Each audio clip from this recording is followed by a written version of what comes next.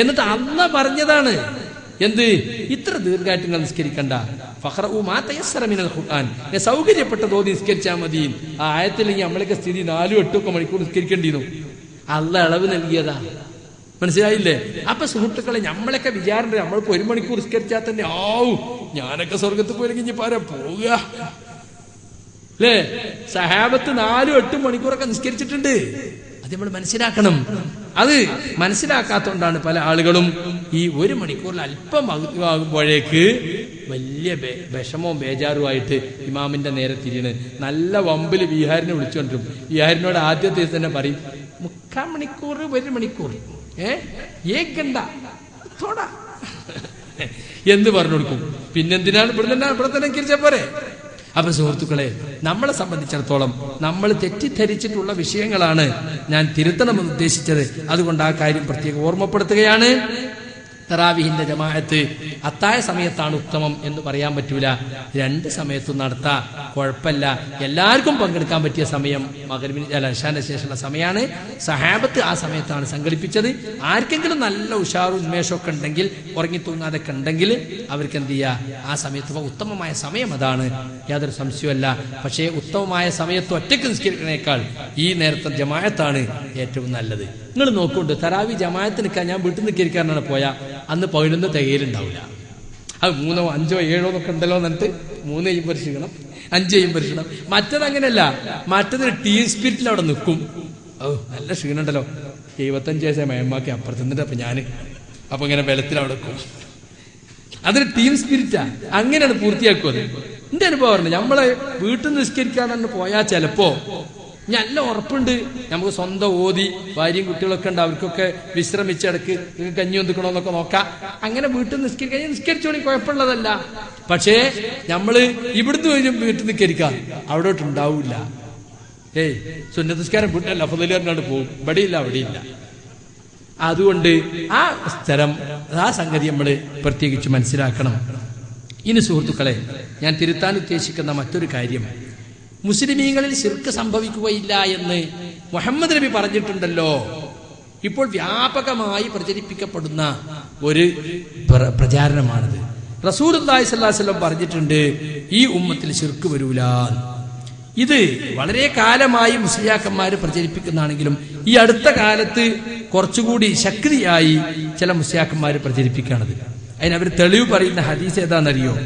നബി സല്ലല്ലാഹു അലൈഹി വസല്ലമ ഒരിക്കല് പ്രസംഗിച്ചു എന്നാണ്. ബുഖാരിയിലെ 3590 നമ്പർ ഹദീസാണ്. ഒരു ദീർഘമായ ഹദീസ്. ഉഹദിൽ മരിച്ചവർക്ക് വേണ്ടി മയ്യിത്ത് നമസ്കരിച്ച ശേഷം മിമ്പറിൽ കയറിക്കൊണ്ട് റസൂലുള്ളാഹി പറഞ്ഞ ഹദീസാ. വഇന്നി വല്ലാഹി മാ അഖാഫു ബഅദി അൻ തുശ്രികൂ, എനിക്കു ശേഷം നിങ്ങൾ ശിർക്കിൽ അകപ്പെടുമെന്ന് അല്ലാഹുവാണ്, ഞാൻ ഭയപ്പെടുന്നില്ല. വലാകിൻ അഖാഫു അൻ തനാഫസു ഫീഹാ, ദുനിയാവിൽ നിങ്ങൾ കടമത്സരം നടത്തും, അതാണ് എനിക്കുള്ള പേടി.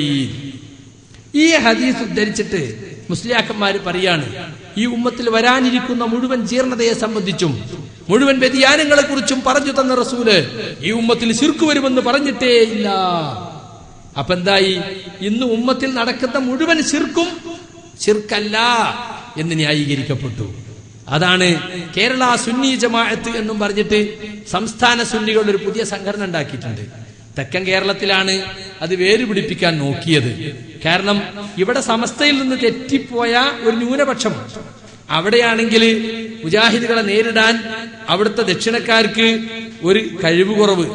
അപ്പൊ അവരൊന്ന് സപ്പോർട്ട് ചെയ്തിട്ട് കേരള സുന്നി ജമാഅത്ത് ഉണ്ടാക്കിയിട്ട് അങ്ങനെ കുറെ അവര് ഇസ്ലാമിക് ദഅവ ഫാക്കൽറ്റി IDF എന്നൊക്കെ പറഞ്ഞ് മുസ്ലിയാക്കന്മാർക്ക് പ്രത്യേക കോഴ്സൊക്കെ കൊടുത്ത് അങ്ങനെ ഇവിടെ നടക്കുന്നതൊന്നും ശിർക്കല്ല എന്ന് വരുത്തി തീർക്കാൻ ശ്രമിച്ചു. അവർ കൂട്ടുപിടിച്ച ഹദീസാണിത്. കേൾക്കുമ്പോ നമുക്കൊന്നും പറഞ്ഞത് ശരിയല്ലേ, അള്ളാന്റെ റസൂല പറഞ്ഞു. എന്നാ സുഹൃത്തുക്കളെ, ആ ഹദീസിന് എന്താണ് പണ്ഡിതന്മാർ കൊടുത്ത വ്യാഖ്യാനം? ഫീഹി ഇൻദാറു ബിമാ സയഖഉ ഫവഖഅ കമാ ഖാൽ. ഈ ഹദീസിൽ വരാനിരിക്കുന്ന കാര്യത്തെ സംബന്ധിച്ച് അള്ളാഹുവിന്റെ റസൂലിന്റെ മുന്നറിയിപ്പുണ്ട്. റസൂൽ പറഞ്ഞതുപോലെ തന്നെ അത് സംഭവിക്കുകയും ചെയ്തു. വഅന്ന സഹാബഹു ലാ യുശ്രികൂന ബഅദഹു ഫകാന കദാലിക്. നബിയുടെ സഹാബികൾ നബിക്ക് ശേഷം ശിർക്കിലകപ്പെടുകയില്ല എന്ന് നബി പറഞ്ഞു. ഫകാന കദാലിക്, അതങ്ങനെ തന്നെ സംഭവിച്ചു. സഹാബികൾ ശിർക്കിലകപ്പെട്ടില്ല. അതേസമയം ദുനിയാവിന്റെ കാര്യത്തിൽ അവർക്കിടയിൽ കടമത്സരമുണ്ടായി. അല്ലേ? ഉസ്മാൻ റളിയല്ലാഹു അൻഹുവിന്റെ കൊലപാതകത്തിന് ശേഷം ആരായിരിക്കണം ഖലീഫ എന്ന വിഷയത്തിൽ തർക്കമുണ്ടായി. അലി ഇബ്നു അബീ താലിബ് ഖിലാഫത്ത് ഏറ്റെടുക്കലാണോ വേണ്ടത്, ഉസ്മാൻ ഇബ്നു അഫ്ഫാന്റെ ഘാതകരെ കണ്ടെത്തലാണോ വേണ്ടത്? സഹാബികൾ തന്നെ രണ്ട് ചേരിയായി. ജമൽ സിഫീൻ യുദ്ധങ്ങൾ വരെ ഉണ്ടായി. അല്ലേ? അപ്പൊ ശിർക്ക് വരികയില്ല, ഭൗതിക വിഷയത്തിലുള്ള കിടമത്സരങ്ങൾ ഉണ്ടാകും എന്ന് റസൂൽ പറഞ്ഞത് സഹാബികളെ കുറിച്ച് മാത്രമാണ്. മുസ്ലിം ഉമ്മത്തിനെ കുറിച്ച് ഖിയാമത്ത് നാൾ വരെയുള്ള മുസ്ലിം സമുദായത്തെ കുറിച്ച് പറഞ്ഞതല്ല. അതാണ് ഒരു വ്യാഖ്യാനം. ഇനി ഉമ്മത്തിനെ കുറിച്ച് പറഞ്ഞതാണ് എന്ന് പറയുന്നവർ പോലും അതിന് കൊടുത്ത വ്യാഖ്യാനം തരും. മാ അഖാഫു അലൈക്കും അൻ തുശ്രികൂ, നിങ്ങൾ ശിർക്കിലകപ്പെടുമെന്ന് ഞാൻ ഭയപ്പെടുന്നില്ല എന്ന് പറഞ്ഞാൽ ഐ അലാ മജ്മൂഇക്കും, നിങ്ങൾ ഒന്നാകെ ഒരാളും ബാക്കിയില്ലാതെ എല്ലാരും കൂടി ശിർക്കിലകപ്പെടുമെന്ന് എനിക്ക് പേടിയില്ല. അസ്കലാനി പറയാണ്, എന്നാൽ ശിർക്ക് നമ്മളിൽ ചില ആളുകളിൽ നിന്ന് വന്നു പോയിട്ടുണ്ടല്ലോ, അല്ലാഹുവിൽ അഭയം. അപ്പൊ മുസ്ലിമീങ്ങൾ ഒന്നായി എല്ലാവരും ശിർക്കിലകപ്പെടില്ല എന്നേ ഇതിനർത്ഥമുള്ളൂ, ആരും ശിർക്കിലകപ്പെടില്ല എന്നല്ല. ഇത് ഈ ഹദീസ് ബുഖാരി പല അധ്യായങ്ങളിലും ഉദ്ധരിച്ചിട്ടുണ്ട്. ബുഖാരിയിൽ തന്നെ 6 സ്ഥലത്ത് ഉദ്ധരിച്ചിട്ടുണ്ട്, മുസ്ലിമിലുണ്ട് ഉദ്ധരിച്ചിട്ടുണ്ട്. പക്ഷെ അവിടെ ഒന്നും എന്തു പറഞ്ഞിട്ടില്ല, ഉമ്മത്തി എന്ന് പറഞ്ഞിട്ടില്ല. അതുകൊണ്ട് തന്നെ ഉമ്മത്തിനെ മൊത്തം ഉദ്ദേശിച്ചു എന്ന് വ്യക്തമായി പറയാൻ പറ്റില്ല. ഇനി ഉമ്മത്തിനെ ഉദ്ദേശിച്ചാൽ പോലും അതിനർത്ഥം ഇത് മാത്രമേ ഉള്ളൂ. ഇനി നിങ്ങൾ നോക്ക്, റസൂലുള്ളാഹിന്റെ ഹദീസുകളെല്ലാം കൂടി നമ്മൾ പരിഗണിക്കണമല്ലോ. റസൂലുള്ളാഹി സ്വല്ലല്ലാഹു അലൈഹി വസല്ലമയുടെ വാക്കിന് വൈരുദ്ധ്യം ഉണ്ടാവില്ലല്ലോ. നബി സല്ലല്ലാഹു അലൈഹി വസല്ലം ഈ ഉമ്മത്തിന് ശിർക്ക് വരൂല എന്നാണോ പറഞ്ഞിട്ടുള്ളത്? വരുമെന്നാ പറഞ്ഞിട്ടുള്ളത്. നിങ്ങൾ നോക്ക് ഹദീസ്, വലാ തഖൂമു സ്സാഅത്തു ഹത്താ തല്ലക ഖബായിലു മിൻ ഉമ്മത്തി ബിൽ മുശ്രിക്കീന വഹത്താ തഅബുദ ഖബായിലു മിൻ ഉമ്മത്തി അൽ-ഔസാൻ. ഇമാം അബൂ ദാവൂദ് തന്റെ സുനനിൽ കിതാബുൽ ഫിതൻ കുഴപ്പങ്ങളുടെ അധ്യായത്തിൽ ഉദ്ധരിച്ചതാണ്. അന്ത്യസമയം സംഭവിക്കുകയില്ല, എന്റെ ഉമ്മത്തിൽ നിന്ന് കുറെ വിഭാഗങ്ങൾ മുശ്രിക്കീങ്ങളോട് ചേരും, വിശ്വാസത്തിലും ആചാരത്തിലും ഒക്കെ മുശ്രിക്കീങ്ങളോട് ചേർന്ന് ഒട്ടി നിൽക്കുന്ന അവസ്ഥ വരും ഖിയാമത്ത് നാളിന് മുമ്പായിട്ട്. മാത്രമല്ല എന്റെ ഉമ്മത്തിൽപ്പെട്ട കുറെ ആളുകൾ ബിംബങ്ങളെ ആരാധിക്കുന്ന അവസ്ഥ വരെ ഉണ്ടാകും. ഇതാര് പറഞ്ഞതാ? അള്ളാന്റെ റസൂല് പറഞ്ഞതാണ്. അപ്പൊ ശിർക്ക് വരൂല എന്നാണ് പറഞ്ഞത്? ശിർക്ക് വരുമെന്നല്ല ഇതിന്റെ അർത്ഥം. ഇബ്നു മാജന്റെ റിവായത്തിലുള്ളത്, എന്റെ ഉമ്മത്തിൽപ്പെട്ട കുറെ വിഭാഗങ്ങൾ ബിംബങ്ങളെ ആരാധിക്കും. കണ്ട, അപ്പൊ തടിച്ച ബിംബാരാധന തന്നെ മുസ്ലിം ഉമ്മത്തിലുണ്ടാകും എന്നാണ് നബി സല്ലല്ലാഹു അലൈഹി വസല്ലം പറഞ്ഞിട്ടുള്ളത്. ഇപ്പൊ തന്നെ കണ്ടില്ലേ വീരാനൗലിയന്റെ ചിത്രം, അതുപോലെ വേങ്ങര കോയാക്കാന്റെ ചിത്രം കൊണ്ടുവച്ച് ബർക്കത്തിന് വീട്ടിലൊക്കെ തുടങ്ങി. കുറച്ചുകാലം കഴിഞ്ഞാൽ ഇത് വെറും ഒരു ചിത്രം ചെതറൊടിച്ചു പോവില്ലേ, അതൊരു ഒരു ശില്പിനെ ഏൽപ്പിച്ചിട്ട് ഒരു രൂപാക്കിയാൽ എന്താ, എന്നിട്ട് അതിങ്ങനെ വീട്ടില് ഒരു റൂമിൽ കൊണ്ടേക്ക. ഉലിയപ്പാപ്പാന്റെ അദ്ദേഹത്തെ ഓർക്കാൻ വേണ്ടി മാത്രം ബിംബാരാധന തുടങ്ങിയത് ആദ്യം ചിത്രമാണല്ലോ. നോഹ് നബിയുടെ കാലത്ത് ഒക്കെ ആരാധിക്കപ്പെട്ടത് എങ്ങനെ? ആദ്യം ഓർമ്മക്ക് വേണ്ടി ചിത്രമുണ്ടാക്കിയവർ കാലഗതി അടഞ്ഞു. അടുത്ത തലമുറ രംഗത്ത് വന്നപ്പോ ഇബ്ലീസ് പറഞ്ഞു കൊടുത്തു, ഇവരൊന്നും വെറുതെ മറന്നുകൊണ്ട ആളുകളല്ല, ഇതൊക്കെ വെറുതെ ഉണ്ടാക്കിയതാണ് ഈ ചിത്രങ്ങള്, ഇതിനെ നിങ്ങൾ ശാശ്വതമാക്കണ്ടേ. അങ്ങനെ ബിംബാക്കി പ്രതിമയാക്കി അങ്ങനെയാണ് ആരാധിക്കപ്പെട്ടത് എന്ന് ഇബ്നു അബ്ബാസ് വിശദീകരിച്ചത് സൂറത്ത് നൂഹിലെ ലാ തദറുന്ന ആലിഹത്തക്കും വലാ തദറുന്ന വദ്ദൻ വലാ സുവാഅ എന്ന ആയത്തിന്റെ തഫ്സീറിൽ കാണാൻ സാധിക്കും. അപ്പോ വ്യക്തമായിട്ട് പറഞ്ഞിട്ടുണ്ട് ഇത് ശിർക്കിലേക്ക് എത്തും എന്ന്. ഇനി നിങ്ങൾ നോക്കി നബി സല്ലല്ലാഹു അലൈഹി വസല്ലം മറ്റൊരു ഹദീസ്, ല തത്തബിഉന്ന സനന മൻ കാന ഖബലകും ശിബ്റൻ ബിശിബ്രിൻ വദിറാഅൻ ബിദിറാഇൻ ഹത്താ ലൗ ദഖലൂ ജുഹറ ളുബ്ബിൻ ലദഖൽതുമൂഹു. നിങ്ങളുടെ മുമ്പുള്ളവരെ ചീത്തയായ നടപടിക്രമങ്ങളെ ചാണിനു ചാണായും മുഴത്തിനു മുഴമായും നിങ്ങൾ പിൻപറ്റുക തന്നെ ചെയ്യും. എത്രത്തോളം എന്ന് വെച്ചാൽ അവർ ഒരു ഉടുമ്പിൻ മാളത്തിൽ കടന്നാൽ നിങ്ങളും കണ്ണും കൂട്ടി അവരെ പിന്തുടർന്ന് ആ മാളത്തിൽ കടക്കാൻ നോക്കും. ഖുൽന, ഞങ്ങൾ ചോദിച്ചു, യാ റസൂലല്ലാഹ്, അല്ലാഹുവിന്റെ ദൂതരെ, അൽ യഹൂദ വൻ നസാറ, ഞങ്ങളെ മുമ്പുള്ളവർ എന്നതുകൊണ്ട് നിങ്ങൾ ഉദ്ദേശിക്കുന്നത് ജൂതന്മാരെയും ക്രിസ്ത്യാനികളെയുമാണോ? അപ്പൊ റസൂലുള്ളാഹിന്റെ മറുപടി, ഫമൻ, അല്ലാതെ മറ്റാരെയാണ്? അപ്പൊ ജൂതന്മാർക്കും ക്രിസ്ത്യാനികൾക്കും സംഭവിച്ച തെറ്റുകൾ ഈ ഉമ്മത്തിൽ സംഭവിക്കും. അവരെങ്ങനെയാ ശിർക്കിലെത്തിയത്? പ്രവാചക സ്നേഹത്തിൽ അതിര് കവിഞ്ഞു. ഈസാ നബിയെ സ്നേഹിച്ച് അദ്ദേഹത്തെ ദൈവപുത്രനാക്കി ക്രിസ്ത്യാനികൾ. ഉസൈർ നബിയെ വാഴ്ത്തിപ്പറഞ്ഞ് അവസാനം അദ്ദേഹത്തെ ദൈവപുത്രനാക്കി യഹൂദികൾ. അതാണ് റസൂൽ പറഞ്ഞത്, ലാ തുത്രൂനി കമാ അത്രത്തിൻ നസാറ ഈസ ഇബ്നു മറിയം. ഈസാ ഇബ്നു മറിയമിനെ ക്രിസ്ത്യാനികൾ അമിതമായി പ്രശംസിച്ചു പറഞ്ഞതുപോലെ നിങ്ങൾ എന്നെ അമിതമായി വാഴ്ത്തി പറയല്ല കേട്ടോ. ഇന്നമാ അന അബ്ദുൻ, ഞാൻ അല്ലാഹുവിന്റെ ഒരു ദാസൻ മാത്രമാണ്. ഫഖൂലു അബ്ദുല്ലാഹി വറസൂലുഹു, അതുകൊണ്ട് അല്ലാഹുവിന്റെ അടിമയും അവന്റെ ദൂതനും എന്ന് മാത്രമേ നിങ്ങൾ എന്നെ പറ്റി പറയാവൂ. അപ്പൊ ശിർക്കിലെത്തിപ്പെടാനുള്ള വഴികൾ പറഞ്ഞു കൊടുത്തു, ആ വഴികൾ സൂക്ഷിക്കണമെന്ന് പഠിപ്പിച്ചു. അപ്പൊ ഇസ്ലാമിക സമുദായത്തിന് ശിർക്ക് വരൂല എന്നാണോ? എന്താണ് ഇതിന്റെ അർത്ഥം? മാത്രല്ല മുസ്ലിയാക്കന്മാര് തന്നെ പറയുന്നത് എന്താ? ഇലാഹാണെന്ന് വിശ്വസിച്ചുകൊണ്ട് വിളിച്ചാൽ ശിർക്കാവുന്നാണ്. മയമൂട്ടി വിളിച്ചാലും ശിർക്കാവും, ആയിഷ കുട്ടി വിളിച്ചാലും ശിർക്കാവും, ഇലാഹാണെന്ന് വിശ്വസിച്ച. അപ്പൊ പിന്നെ ശിർക്ക് വരൂല എന്ന് നബി പറഞ്ഞു എന്നുള്ളതോ? അപ്പൊ നബി ആ പറഞ്ഞതിന്റെ ഉദ്ദേശം എന്താണെന്ന് പണ്ഡിതന്മാര് ഹദീസുകൾ തമ്മിൽ വൈരുദ്ധ്യമില്ലാതെ വിശദീകരിച്ചു. ഇനി നിങ്ങൾ നോക്കൂ, ആരാണ് മുഅ്മിൻ? ഖുർആൻ തന്നെ പറഞ്ഞു, അല്ലദീന ആമനൂ വലം യൽബിസൂ ഈമാനഹും ബിദുൽമിൻ, വിശ്വസിക്കുകയും വിശ്വാസത്തിൽ ളുൽമ് കലർത്താതിരിക്കുകയും ചെയ്തവർ. ഉലൈക ലഹുമുൽ അംനു വഹും മുഹ്തദൂൻ, അവർക്കാകും നിർഭയത്വം, അവരാണ് സന്മാർഗം പ്രാപിച്ചവർ. ഇവിടെ ളുൽമ് എന്നതുകൊണ്ട് എന്താ ഉദ്ദേശിച്ചത്? സഹാബികൾ ഈ ആയത്തിറങ്ങിയപ്പോൾ അവർക്ക് വലിയ വിഷമായി. റസൂലുള്ളാഹിന്റെ അടുത്ത് എന്നിട്ട് ചോദിച്ചു, അയ്യുനാ യാ യദ്ലിമു നഫ്സഹു, സ്വന്തം നഫ്സിനോട് എന്തെങ്കിലും ഒരു ക്രമക്കേട്, ഒരക്രമം കാണിക്കാത്ത ആരാ നബിയെ ഉള്ളത്? അപ്പൊ നബി സല്ലല്ലാഹു അലൈഹി വസല്ലം പറഞ്ഞു കൊടുത്തു, നിങ്ങളാ ഉദ്ദേശിച്ച അർത്ഥമല്ല അവിടെ. ലുഖ്മാൻ തന്റെ മകനോട് പറഞ്ഞ നുൽമുങ്ങൾക്ക് ഓർമ്മല്ലേ? അതേതാ? യാ ബുനയ്യ ലാ തുശ്രിക് ബില്ലാഹ് ഇന്ന ശിർക ലദുൽമുൻ അലീം, കുഞ്ഞുമോനെ നീ അല്ലാഹുവിന് ശിർക്ക് വെക്കല്ലേ, ശിർക്ക് വലിയ അക്രമമാണ്. ആ അക്രമമാണ് ഇവിടെ ഉദ്ദേശം. അപ്പൊ മുഅ്മിനീങ്ങളായെങ്കിൽ ശിർക്ക് കലരാതിരിക്കണം. തന്റെ വിശ്വാസത്തിലോ തന്റെ കർമ്മത്തിലോ ആചാരങ്ങളിലോ ശിർക്കിന്റെ അംശം വരുന്നുണ്ടോ എന്ന് സൂക്ഷിക്കണം. അപ്പൊ ശിർക്കിനെ പേടിക്കണ്ടെന്നാണോ? മുസ്ലിം ഉമ്മത്തിൽ ശിർക്ക് വരികയേയില്ല, അതിനെക്കുറിച്ച് ബേജാറേ വേണ്ട എന്നാണോ? അല്ല, ശിർക്ക് വരാൻ സാധ്യതയുണ്ട്. ശിർക്കിലേക്കുള്ള മാർഗങ്ങൾ വരുന്നത് സൂക്ഷിക്കണം എന്നാണ്. നിങ്ങൾക്കറിയില്ലേ, യാക്കൂബ് നബി അലൈഹിസ്സലാം മരിക്കാൻ നേരത്തെ തന്റെ മക്കളെ മുഴുവൻ വിളിച്ചിട്ട് ചോദിച്ചത് എന്താ? മാ തഅബുദൂന മിൻ ബഅദി, എനിക്ക് ശേഷങ്ങൾ ആർക്കാ ഇബാദത്ത് എടുക്കുക? കണ്ടോ? അപ്പൊ സ്വന്തം മക്കള് ലാ ഇലാഹ ഇല്ലല്ലാഹ് പഠിച്ച മക്കള് ശിർക്കിലേക്ക് പോകുമോ വാപ്പാക്ക് പേടി മരിക്കാൻ നേരത്തെ. മക്കള് പറഞ്ഞു, നഅബുദു ഇലാഹക, നിങ്ങളെ ഇലാഹിനെ തന്നെ ഞങ്ങൾ ആരാധിക്കുള്ളൂ. വ ഇലാഹ ആബായിക ഇബ്രാഹിം ഇസ്മായിൽ ഇസ്ഹാഖ ഇലാഹം വാഹിദ, ഇബ്രാഹിം നബി, ഇസ്ഹാഖ് നബി, ഇസ്മായിൽ നബി പോലെയുള്ള പൂർവ്വ പിതാക്കന്മാരുടെ ഒക്കെ അവരൊക്കെ ആരാധിച്ച അല്ലാഹനെ മാത്രമേ ഞങ്ങൾ ആരാധിക്കുള്ളൂ എന്ന് മക്കൾ മറുപടി കൊടുത്തുവെന്ന് സൂറത്തുൽ ബഖറയിൽ 133-ാമത്തെ ആയത്തിൽ നമുക്ക് കാണാൻ സാധിക്കും. പിന്നെ നബി സല്ലല്ലാഹു അലൈഹി വസല്ലമയോട് പറഞ്ഞല്ലോ അല്ലാഹു, ലൈൻ അശ്റക്ത ലയഹബതന്ന അമലുക, നീ ശിർക്ക് വെച്ചാൽ നിന്റെ അമല് പൊളിഞ്ഞു പോകും. വല തകൂനന്ന മിനൽ ഖാസിരീൻ, നീ നഷ്ടപ്പെട്ടതിൽ പെട്ടുപോകും. നബി ശിർക്ക് വെക്കോ? നബിന്ന് ശിർക്ക് ഉണ്ടാവില്ലല്ലോ. നബി അല്ലാഹ് എല്ലാ തെറ്റുകളിൽ നിന്നും അല്ലാഹു പ്രത്യേകം കാക്കുന്നവരാണ്. മഅസൂമികളാണ് ആര്? നബിമാര്. പിന്നെ ആ പറഞ്ഞതിന്റെ ഉദ്ദേശം എന്താ? നീ ശിർക്ക് വെച്ചാൽ എന്ന് പറഞ്ഞാൽ ഖിതാബ് നബിയോടാണെങ്കിലും മുറാദ് ഉമ്മത്താണ് എന്നാണ് മുഫസ്സിരീങ്ങൾ പറഞ്ഞത്. നബിയാണ് അഭിസംബോധന ചെയ്ത് പറയുന്നതെങ്കിലും ഉദ്ദേശാരാ? ഉമ്മത്താണ്. നബി ശിർക്ക് ചെയ്തിട്ടല്ല, നബിന്ന് ശിർക്ക് വരൂല്ല. പക്ഷെ ഉമ്മത്തിൽ സംഭവിക്കാൻ പോകുന്ന ശിർക്കിനെ കുറിച്ചുള്ള മുന്നറിയിപ്പാണത്. അപ്പൊ മുസ്ലിം ഉമ്മത്തിൽ ശിർക്ക് വരൂല എന്നാണോ? അല്ല, ശിർക്ക് വരാൻ സാധ്യതയുണ്ട് എന്നാണ് ഖുർആനും ഹദീസും നമുക്ക് പഠിപ്പിച്ചു തരുന്നത്.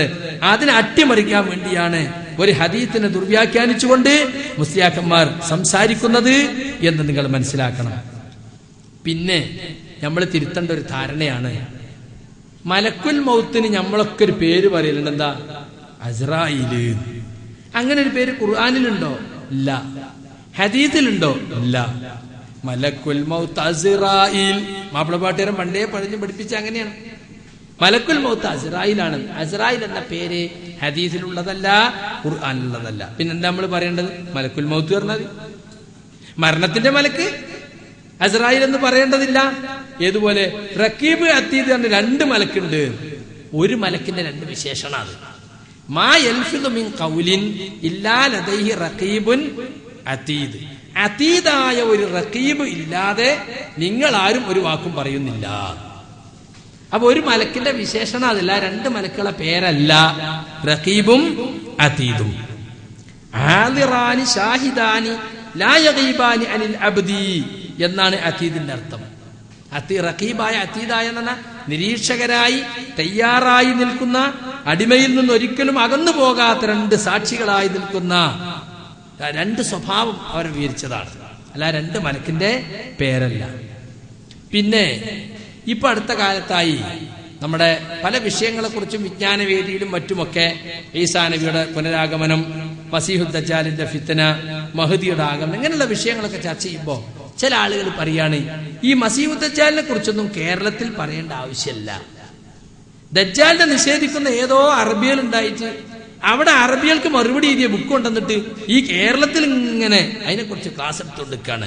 അനാവശ്യമായ ചർച്ചാ വിഷയങ്ങളിലേക്ക് കടക്കുകയാണ്.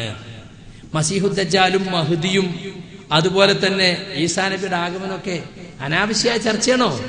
ഒരിക്കലല്ല.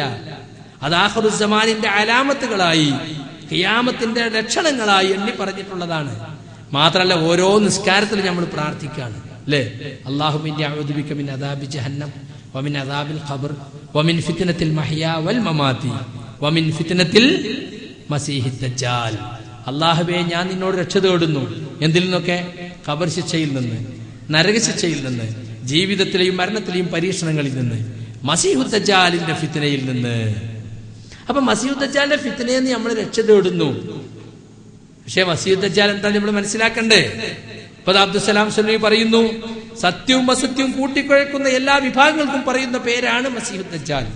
അല്ലാതെ അവസാനത്തിൽ പ്രത്യക്ഷപ്പെടുന്ന ഒരു വ്യക്തിയായിരുന്നു മസീഹുദ് ദജ്ജാലെങ്കിൽ എല്ലാ നബിമാരും അയാളെ കുറിച്ച് മുന്നറിയിപ്പ് നൽകുമായിരുന്നില്ല. കണ്ടോ? അപ്പൊ മൂപ്പര് പറയാണ്, ഞാൻ ദജ്ജാലിനെ നിഷേധിച്ചിട്ടില്ല, കേന്നമ്മേക്കാളെ കൂടുതൽ ആ ദ്വ ചെല്ലുന്ന ആളാ ഞാന്. മൂപ്പരെല്ലാ കേന്നമ്മേരെയും കണക്കെടുത്ത് നോക്കിയാണ് ആരൊക്കെ മസീഹുദ് ദജ്ജാലിന്റെ ദ്വ ചെല്ല്. അപ്പൊ മൂപ്പര് ചെല്ലുന്നുണ്ട്. പക്ഷെ ഏതുപോലെ ഖുറാഫി ഇയ്യാക്കനഅബ്ദു ഇയ്യാക്കനസ്തഈൻ പറയണ മാതിരി ഞങ്ങൾ പറയണ്ട ഇയ്യാക്കനസ്തഈൻ. അവിടെ കാര്യമുണ്ടോ? അവിടുന്ന് ഇറങ്ങിയ മദരികളെയൊക്കെ ആക്കണേന്ന് പറയും അല്ലേ? എന്നതുപോലെ ഇയാളുണ്ടാവും, മസീഹുദ് ദജ്ജാലിനെ രക്ഷിക്കണേ. ആരാ മസീഹുദ് ദജ്ജാൽ? സത്യവും അസത്യവും കൂട്ടിക്കുന്ന എല്ലാ പ്രസ്ഥാനങ്ങളിൽ നിന്നും എന്നെ രക്ഷിക്കണേ എന്നാണ് മൂപ്പര് ഉദ്ദേശം. കണ്ടോ? മാത്രല്ല ദജ്ജാലിന്റെ പച്ചയായി തന്നെ നിഷേധിച്ച ആളുകൾ ഇവിടെ ഉണ്ട്. CN അഹമ്മദ് ബുഖാരി പരിഭാഷ എടുത്തു നോക്കി. അതിലെന്താ പറഞ്ഞത്? ജൂത ക്രിസ്ത്യാനികൾക്ക് കടന്നു വന്ന ഒരാശയമാണ് ഈ ദജ്ജാലിന്റെ വിഷയം എന്നാണ്. അതുകൊണ്ട് മൂപ്പര് ബുഖാരി പരിഭാഷയും ദജ്ജാലിറ്റ് ബന്ധപ്പെട്ട മുഴുവൻ ഹദീസും മൂപ്പര് തട്ടി. മാത്രല്ല ഖാദിയാനികള് ദജ്ജാല് തീവണ്ടിയാന്നാണ്. ദജ്ജാലിനെ അവർ നിഷേധിച്ചു. അപ്പൊ CN നിഷേധിച്ചു, ചേകനൂര് നിഷേധിച്ചു, അതുപോലെ തന്നെ സലാം സുല്ലമി നിഷേധിച്ചു. ഇവരൊക്കെ നിഷേധിച്ചിട്ടും നമ്മളെ ചില ആളുകൾ പറയാണ് ദജ്ജാലിന്റെ വിഷയമൊക്കെ എന്തിനാ ഇവിടെ പറയണേ? അത് ഏതോ അറബി അവിടെ എവിടെയോ നിശ്ചയിച്ചു അവിടെ ഇറങ്ങിയ ബുക്ക് ഇവിടെ കൊണ്ടു ക്ലാസ് എടുത്തിട്ട് ആളുകൾക്ക് ആശയക്കുഴപ്പമുണ്ടാക്കാണ്. കണ്ടോ? അത് അവിടെ അല്ല, പച്ചയായി കേരളത്തിൽ തന്നെ നിഷേധിക്കുന്നുണ്ട്. ഇത് മാത്രല്ലല്ലോ, മസീഹുദ് ദജ്ജാൽ എന്ന് പറഞ്ഞ ഈസാ നബിനെ ദജ്ജാലാക്കി അഹ്ലുൽ ഹദീസുകാര് എന്നാണ് ചേകനൂര് പറയുന്നത്. ഈസാ നബിനെ കുറിച്ച് പറയുന്നിടത്ത് മസീഹ് ഉണ്ട്. മസീഹ് രണ്ടർത്ഥത്തിലും ഉപയോഗിക്കപ്പെടുന്നതാണ്, എതിരർത്ഥത്തിൽ ഉപയോഗിക്കുന്നതാണ്. അതുകൊണ്ട് കള്ളനായ ദജ്ജാലിനും മസീഹ് പറഞ്ഞു, സത്യവാനായ ഈസാ നബിക്കും മസീഹ് പറഞ്ഞു. രണ്ടും രണ്ടർത്ഥത്തിലാണ് എന്ന് മാത്രം. അതുകൊണ്ട് അത് നമ്മൾ മനസ്സിലാക്കിയിരിക്കേണ്ട ഒരു കാര്യമാണ്. പിന്നെ മദ്രസ വിടുമ്പോ ഒരു ദ്വാ സുന്നത്തുണ്ട്. ദ്വാ അല്ല, ഒരു പാട്ട് അല്ലേ? ഞാനൊക്കെ മദ്രസയിൽ പഠിച്ചിരുന്ന തുടക്കത്തിലൊരു ഫാത്തിഹ ഇപ്പോഴും ഉണ്ട് അല്ലേ? അൽ ഫാത്തിഹ കൊണ്ട് നമ്മൾ തുടങ്ങല്, മദ്രസ തുടങ്ങല്. അത് കഴിഞ്ഞിട്ട് പോരാ നേരത്ത് ദേശീയ ഗാനത്തിന് ബദലുണ്ടാക്കിയതാ. ഞാനൊക്കെ പഠിച്ചിരുന്ന കരുണാനിധിയായ കാരുണ്യനാഥ കാരുണ്യം ഞങ്ങൾക്ക് നീ നൽകുനാഥ. രണ്ട് പെൺകുട്ടികൾ ഇങ്ങനെ ചൊല്ലിക്കൊടുക്കുക, എല്ലാവരും ഇങ്ങനെ ഏറ്റിയെല്ലും. പിന്നെ ഞാൻ എല്ലാവരും ജനഗണ എല്ലും പോലെ ചെല്ലും. അത് സുന്നത്താണ് എന്നാണ് നമ്മളെ ആളുകളെ വിചാരം.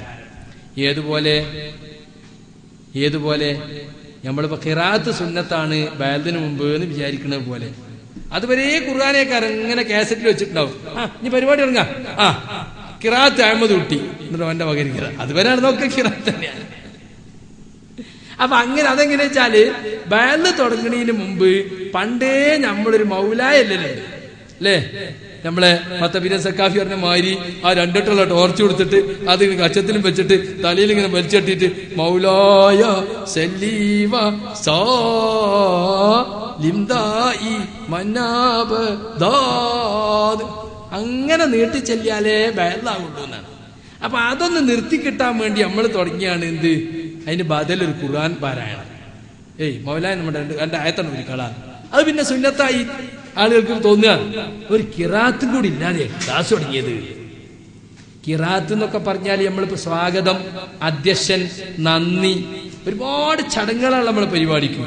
ചില സ്വാഗത പ്രാസംഗികനാണ് കയറിയിട്ട് ആണ് പറയലൊടുങ്ങും, പ്രഗത്ഭവാഗ്മിയും വിശ്വസ്ത പണ്ഡിതനും എന്നൊക്കെ പറഞ്ഞിട്ട് അവസാനം എന്റെ കുപ്പായം പിടിച്ചാണ് ചിങ്കിട്ട് ഞാൻ പറഞ്ഞോളാറുണ്ട്. ആ ജാതി നമുക്ക് നമ്മുടെ ഓടിമാർക്കൊന്നും ശീലമില്ലാത്തൊരു ഏർപ്പാടാണ് അല്ലേ ഈ മുഖസ്തുതി പറയല്. അപ്പൊ അതെല്ലാം നമ്മൾ ഉണ്ടാക്കിയ ഓരോ ഫിത്തനകളാണ്. ആ കൂട്ടത്തിൽപ്പെട്ട ഒരു ഫിത്തനയാണ് എന്ത്? ഇതും.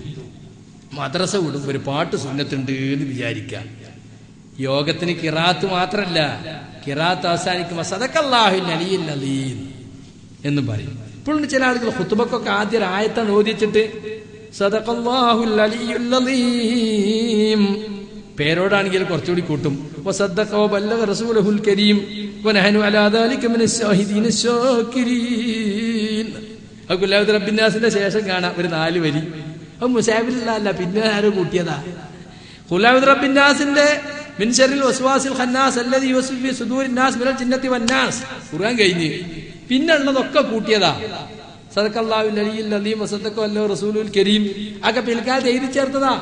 അതിന്റെ അടിയിൽ ചിലപ്പോ കാണാം കതബഹു ഫോക്കറിന് കുഞ്ഞു ഫോക്കറുൽ ഫാണഞ്ചേരി എന്നാവും വായിച്ചോളിഞ്ഞി തിരുവരങ്ങാടി മുസാഹിബിലെ. അതെന്താ? പണ്ട് കല്ലച്ചിൽ എഴുതിയ മുസാഹിബ് കയ്യോണ്ട് പകർത്തി എഴുതിക്കൊണ്ടെന്ന ആളാരാ? പോക്കരവിന് കുഞ്ഞു പോക്കറിൽ ഫാണഞ്ചേരി എന്ന ആളാണ്. അയാളെ കിതാബത്തനുസരിച്ച് അതിങ്ങനെ ഫോട്ടോസ്റ്റാറ്റ് എടുത്തിട്ടാണ്. ഇന്നത്തെ പോലെ കമ്പ്യൂട്ടറിലിട്ട് അങ്ങോട്ടും ഇങ്ങോട്ടും ആക്കാൻ പറ്റാത്ത കാലാണല്ലോ. അപ്പൊ അതൊന്നും മുസാഹിബിലുള്ളതല്ല. അതുപോലെ തന്നെ സദഖല്ലാഹുൽ അലീം എന്ന് പറയുന്നതും സുന്നത്തല്ല. നബി സല്ലല്ലാഹു അലൈഹി വസല്ലമയോ സഹാബത്തോ ഖുർആൻ ഓതി കഴിഞ്ഞാൽ സദഖല്ലാഹുൽ അലീം എന്ന് പറഞ്ഞിട്ടില്ല. തനിച്ച ബിദ്അത്താണ്. ആ പറഞ്ഞതിൽ എന്താ തെറ്റ്? മഹാനായ അള്ളാഹു സത്യം പറഞ്ഞിരിക്കുന്നു. അപ്പൊ നിങ്ങൾ സർട്ടിഫിക്കറ്റ് എടുത്തിട്ടാണല്ലോ. പറഞ്ഞത് ശരി തന്നെയാണ്. പക്ഷെ നബി അങ്ങനെ പറഞ്ഞിട്ടുണ്ടോ? സഹാബികൾ അങ്ങനെ പറഞ്ഞിട്ടുണ്ടോ? ഇല്ല. അതുപോലെ തന്നെ ദുആഉ ഖത്മിൽ ഖുർആൻ, ഖുർആൻ ഖത്തം തീർക്കുന്ന ദുആ ഒരു 3 പേജ് ഉണ്ടാവും. ചില ആളുകൾ ഖുർആനേക്കാളും പക്തി അത് ഓതാൻ അതിങ്ങനെ പ്രാസൊപ്പിച്ച് ഇങ്ങനെ ഉണ്ടാക്കിയിട്ടുണ്ടാവും. മക്കത്ത് പോയാക്കാണ് 25 രാവിന്റെ അന്ന് ഖുർആൻ ഖത്തം തീർക്കല്. അന്നാണ് തീർക്കുമ്പോൾ തുടങ്ങും ഖത്തം ദുആ, കരച്ചിലും പീച്ചിലും ആമീൻ ആമീൻ എന്നിട്ട് ആകെ ബഹളം. അന്ന് കരയാനായിട്ട് ജിദ്ദെന്നും തായിഫിന്നൊക്കെ വണ്ടി എടുത്ത ആള് വരില്ല. ഇന്ന് ഖത്തം തീർക്കണേ 25 രാവാണ്. എവിടുന്ന് കിട്ടിയത്? നബി സല്ലല്ലാഹു അലൈഹി വസല്ലം അങ്ങനെ 25 രാവിന് ഖത്തം തീർക്കുകയും എന്നിട്ടൊരു ഖത്തം ദുആ ചെല്ലുകയൊക്കെ ചെയ്തിരുന്നോ? ഇല്ല. തനിച്ച ബിദ്അത്താണ്. മക്കത്ത് നടക്കുന്നു എന്നുള്ളതുകൊണ്ട് സുന്നത്താവൂല. നബി അങ്ങനെ പഠിപ്പിച്ചിട്ടേ ഇല്ല. ആകപ്പാടെ തെളിവ് പറയാനുള്ളത് ഖുർആൻ ഓതിത്തീരുമ്പോൾ ഇബ്നു ഉമർ റളിയല്ലാഹു അൻഹു തന്റെ കുടുംബക്കാരെ വിളിച്ചുകൂട്ടി ഒരു ദുആ ചെയ്യാറുണ്ട്. നബി ചെയ്തു എന്നല്ല, ഇബ്നു ഉമർ ചെയ്തു. എന്താ അദ്ദേഹം ദ്വാരുന്നത്? പ്രത്യേക ദുആ പഠിപ്പിച്ചു കൊടുത്തതാ? അല്ല. ഒരുപക്ഷെ എല്ലാവരും കൂട്ടിയിട്ട് പഠിച്ചവനെ എനിക്കും എന്റെ കുട്ടികൾക്കൊക്കെ എല്ലാ കാലത്തും ഖുർആൻ ഇങ്ങനെ ഇടയ്ക്കൊക്കെ ഖത്തം തീർക്കാനുള്ള തൗഫീഖ് തരണേ റബ്ബേ എന്നാവും ചിലപ്പോ. എന്താന്ന് അറിഞ്ഞൂടാ. ഇബ്നു ഉമർ പറഞ്ഞു ഖുർആൻ ഓതി തീരുമ്പോ കുടുംബങ്ങളെ വിളിച്ചുകൂട്ടിട്ട് ദുആ ചെയ്യും എന്നുണ്ട്. അയിമന്ന് ഉണ്ടാക്കിയതാണ് ദുആഉ ഖത്മിൽ ഖുർആൻ, ഖത്തം തീർക്കുന്ന ദുആ എന്നിട്ട്. എന്നിട്ട് പല സ്റ്റൈലിലും പല പേജുകളായിട്ട് ഖത്തം ദുആ എന്നും പറഞ്ഞിട്ട് പല ആളുകളും എന്ത് ചെയ്യുന്നുണ്ട്? റമളാനില് ഇങ്ങനെ ഓതിക്കൊണ്ടിരിക്കുന്നുണ്ട്. അപ്പൊ റമളാനിലാണെന്നോ നിസ്കാരത്തിലാണെന്നോ ഈ ഇബ്നു ഉമർ പ്രാർത്ഥിച്ചതിന് ഒരു തെളിവുമില്ല. റമളാനിൽ പ്രാർത്ഥിച്ചു എന്നില്ല, നിസ്കാരത്തിൽ പ്രാർത്ഥിച്ചു എന്നില്ല. ഒരു ദുആ ചെയ്ത് ഏത് ദുആണ് എന്നും വ്യക്തമല്ല. അപ്പൊ ഖുർആനെ സംബന്ധിച്ച് നമ്മൾ തിരുത്തേണ്ട ഒരു ധാരണയാണ്. അതുപോലെ തന്നെ ഖുർആൻ കവിതാരൂപത്തിൽ പരിഭാഷപ്പെടുത്തിയിട്ടുണ്ട്. ഒരു രാഘവൻ നായര് നമ്മളെ യുവത, വേറൊരു രാഘവൻ നായര് IPH. KP മുഹമ്മദ് മൗലവിയുള്ള കാലത്ത്, ഞാൻ ISM പ്രവർത്തിക്കുന്ന കാലത്ത് യുവതയുടെ ചാർജ് ഡോക്ടർ സലീം ചെർപ്പശ്ശേരിക്കായിരുന്നു. അപ്പൊ ഒറ്റപ്പാലത്ത് രാഘവൻ നായര് ഖുർആൻ ഇങ്ങനെ മലയാളത്തിലെ കവിതയാക്കിയിട്ടുണ്ടെന്ന് അറിഞ്ഞിട്ട് സലീം ഡോക്ടർ അയാളടുത്ത് പോയി. വലിയ കാര്യപ്പെട്ട സംഗീത അല്ലെങ്കിൽ KPന്റെ അടുത്ത് പോയി. KP റഹിമഹുല്ല വളരെ സൂക്ഷ്മതയുള്ള പണ്ഡിതനായിരുന്നു. അള്ളാഹു അദ്ദേഹത്തിന് മഗ്ഫിറത്തും റഹ്മത്തും നൽകുമാറാകട്ടെ. അദ്ദേഹം പറഞ്ഞു, സലീമേ ഇത് കവിതയാണ്. ഇയാളെച്ചാ ഖുർആനിൽ വിശ്വാസമില്ലാത്തൊരു നായരുമാണ്. ഒരു കവിതക്ക് വേണ്ടി കുറച്ചൊക്കെ അങ്ങോട്ടും ഇങ്ങോട്ടും ഒക്കെ ആക്കാം, കുറച്ച് അർത്ഥം വിടാം, കുറച്ച് അർത്ഥം കൂട്ടാം. അറബി തന്നെ പറയലുണ്ട് യജൂസു ലിശാഇരി മാലാ യജൂസു ലിഗൈരിഹി. ഷായറിന് കവിക്ക് അനുവദനീയമാണ്, മറ്റുള്ളവർക്ക് അനുവദനീയമല്ലാത്തത്. ഗ്രാമറിന്റെ നിയമം വരെ തെറ്റിക്കും. അത് ഷെയറല്ലേ എന്നാണ്. കവിതക്ക് അങ്ങനെയൊക്കെ ആവാം. അപ്പൊ അങ്ങനെയുള്ള ഒരു സംഗതിയാണ് ഈ കവിത എന്ന് പറയുന്നത്. മാത്രല്ല ഖുർആനെ പറ്റി അള്ളന്നെ പറഞ്ഞെന്താ, നബിയെ പറ്റി വമാ അല്ലംനാ ഷിഅറ, അദ്ദേഹത്തിന് ഞാൻ കവിത പഠിപ്പിച്ചിട്ടില്ല, വമാ യംബഗി ലഹു, അദ്ദേഹത്തിന് കവിത യോജിച്ചതുമല്ല എന്നാണ് പറഞ്ഞിട്ടില്ല. അതുകൊണ്ട് നമ്മളെ കൈകൊണ്ട് അത് വേണ്ട, ഏതേലും നായരീതി എന്തോ നടന്നോട്ടെ സൈമേ എന്ന് പറഞ്ഞ് ഒഴിവാക്കി. പക്ഷേ നമ്മളെ മടവൂരികൾ കേപ്പി മരിക്കാൻ കാത്തുനിന്നു. മരിച്ചുപോയ അബൂബക്കർ കാരക്കുന്ന് അടക്കമുള്ളവർ താല്പര്യമെടുത്തിട്ട് ആ ഖുർആൻ കവിത ഇറക്കി. ഇപ്പൊ ജമാഅത്തേർക്കുണ്ട് കവിത, വേറെ രാഘവൻ നായർ പോലെ മുത്തഫിക്കൽക്ക യോഗത്തില് ആദ്യം തന്നെ കന്നെ ഈ ഖുർആൻ കവിത പാരായണം സെയ്ദ് അലിക്കുട്ടി. എന്നിട്ട് ഇങ്ങനെ കണ്ടിട്ടില്ലേ സെലഫി ഫെസ്റ്റ് എന്നും പറഞ്ഞാണ്ട് മടവൂരികൾ നടത്തിയ മേപ്പയൂര്, അതിന്റെ തുടക്കത്തിൽ ഫാത്തിയ മലയാളത്തെ കവിതയിലാക്കി ചെല്ലണില്ലേ. അപ്പൊ ഖുർആൻ കവിതയിലാക്കാം എന്നൊരു തെറ്റായ ധാരണ ആളുകൾക്കിടയിൽ പ്രചരിച്ചിട്ടുണ്ട്. ഖുർആൻ കവിതയല്ല, റസൂലുള്ളാഹിക്ക് കവിത യോജിച്ചതുമല്ല. അതുകൊണ്ട് കവിതയിലൂടെയുള്ള ഖുർആൻ പരിഭാഷ തെറ്റാണ് എന്ന് നമ്മൾ മനസ്സിലാക്കണം. അത് മനസ്സിലാക്കാൻ വേണ്ടിയാണ് ആ ധാരണ തിരുത്തണം എന്ന് പറഞ്ഞത്. പിന്നെ ബാങ്കിനും ഇഖാമത്തിനും മുമ്പൊക്കെ നമ്മളെ നാട്ടിലൊക്കെ കാണാം മൈക്കമ്മൊരു കൊട്ടുകൊട്ടും. അല്ലാഹുമ്മ സല്ലി അലാ സയ്യിദിനാ മുഹമ്മദ് അല്ലാഹു അക്ബർ പറഞ്ഞു. വല്ലാക്കാന്റെ സലാത്ത് കുടിച്ചു തിന്നോ, ഈത്തപ്പഴം തിന്നോ എന്ന് പറയും. അപ്പൊ ബാങ്കിന് മുമ്പ് ഒരു സലാത്ത് സുന്നത്തുണ്ട്. ഇഖാമത്ത് കൊടുക്കാൻ പറഞ്ഞാൽ തന്നെ അല്ലാഹുമ്മ സല്ലി അലാ സയ്യിദിനാ മുഹമ്മദ് അല്ലാഹു അക്ബർ അല്ലാഹു അക്ബർ എന്നാണ്. എന്നാ അങ്ങനെ സലാത്ത് സുന്നത്തുണ്ടോ? ഇല്ല. സുന്നത്ത് ഉള്ളത് എപ്പോഴാ? ബാങ്ക് കഴിഞ്ഞിട്ട്. കണ്ടോ, ഇങ്ങനെ എതിരേ ചെയ്യൂ. അള്ളാന്റെ റസൂല് പറഞ്ഞ എന്താ, ഇദാ സമിഅ്തുമുൽ മുഅദ്ദിന ഫഖൂലു മിസ്ല മാ യഖൂൽ. മുഅദ്ദിൻ ബാങ്ക് വിളിക്കുന്നത് കേട്ടാൽ അയാൾ പറയുന്നത് പോലെ നിങ്ങൾ കരയണം. സുമ്മ സല്ലു അലയ്യ, പിന്നെ നിങ്ങൾ എന്റെ പേരിൽ സ്വലാത്ത് ചൊല്ലണം. അപ്പോ ബാങ്ക് കേട്ടാ ഉടനെ എന്താ ചെയ്യേണ്ടത്? അല്ലാഹുമ്മ സല്ലി അലാ മുഹമ്മദ് മുതൽ ഇന്നക ഹമീദും മജീദ് വരെയുള്ള നിസ്കാരത്തിലെ സ്വലാത്തില്ലേ, ഇബ്രാഹിമിയ സ്വലാത്ത്, അത് ചൊല്ലണം. സുമ്മ സല്ലല്ലാഹു അലൈഹിൽ വസീല, പിന്നെ എനിക്ക് നിങ്ങൾ വസീല ഫദീല എന്നീ സ്ഥാനങ്ങൾ ചോദിക്കണം. അതേതാ? അല്ലാഹുമ്മ റബ്ബ ഹാദിഹി ദഅവത്തി താമ്മ വസ്സലാത്തിൽ ഖായിമ എന്ന വഅത്തഹു വരെയുള്ള ദുആ. അപ്പൊ ബാങ്ക് കഴിഞ്ഞിട്ട് ബാങ്ക് കൊടുത്ത ആളും കേൾക്കുന്ന ആളും സ്വലാത്ത് ചൊല്ലാന്നല്ലാതെ ബാങ്കിന് മുമ്പോ ഇഖാമത്തിന് മുമ്പോ ഒരു സ്വലാത്ത് ചൊല്ലൽ ഇല്ല. അത് പിൽക്കാലത്ത് ഉണ്ടായിട്ടുള്ള ഒരു തെറ്റിദ്ധാരണയാണ്.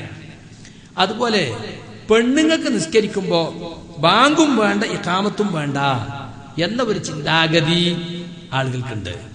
അതിനെന്താ കാരണം എന്നറിയോ? ലൈസ അലൻ നിസാഇ അദാനും വലാ ഇഖാമ, സ്ത്രീകളുടെ മേൽ ബാധ്യതയില്ല, ബാങ്കിനും ഇഖാമത്തും അവർക്ക് ബാധ്യതയില്ല, അവരുടെ മേൽ അത് കടമല്ല എന്നൊരു ഹദീസുണ്ട്. അത് സ്വഹീഹാണെന്ന് വിചാരിച്ചിട്ട് ശൈഖ് ഇബ്നു ബാസ് റഹ്മത്തുള്ളാഹി അലൈഹി വരെ പെണ്ണുങ്ങൾക്ക് ബാങ്കും ഇഖാമത്തും സുന്നത്തില്ല എന്ന് ഫത്വ കൊടുത്തിട്ടുണ്ട്. പക്ഷേ ആ ഫത്വ നമ്മളെ നാട്ടിൽ സുഹൈർ മൗലവി പരിഭാഷപ്പെടുത്തി സംശയങ്ങൾക്ക് മറുപടി അന്ന് പ്രചരിച്ചിട്ടുണ്ടാവും. അത് വായിച്ചവരോടാണ് ഞാൻ പറയുന്നത്.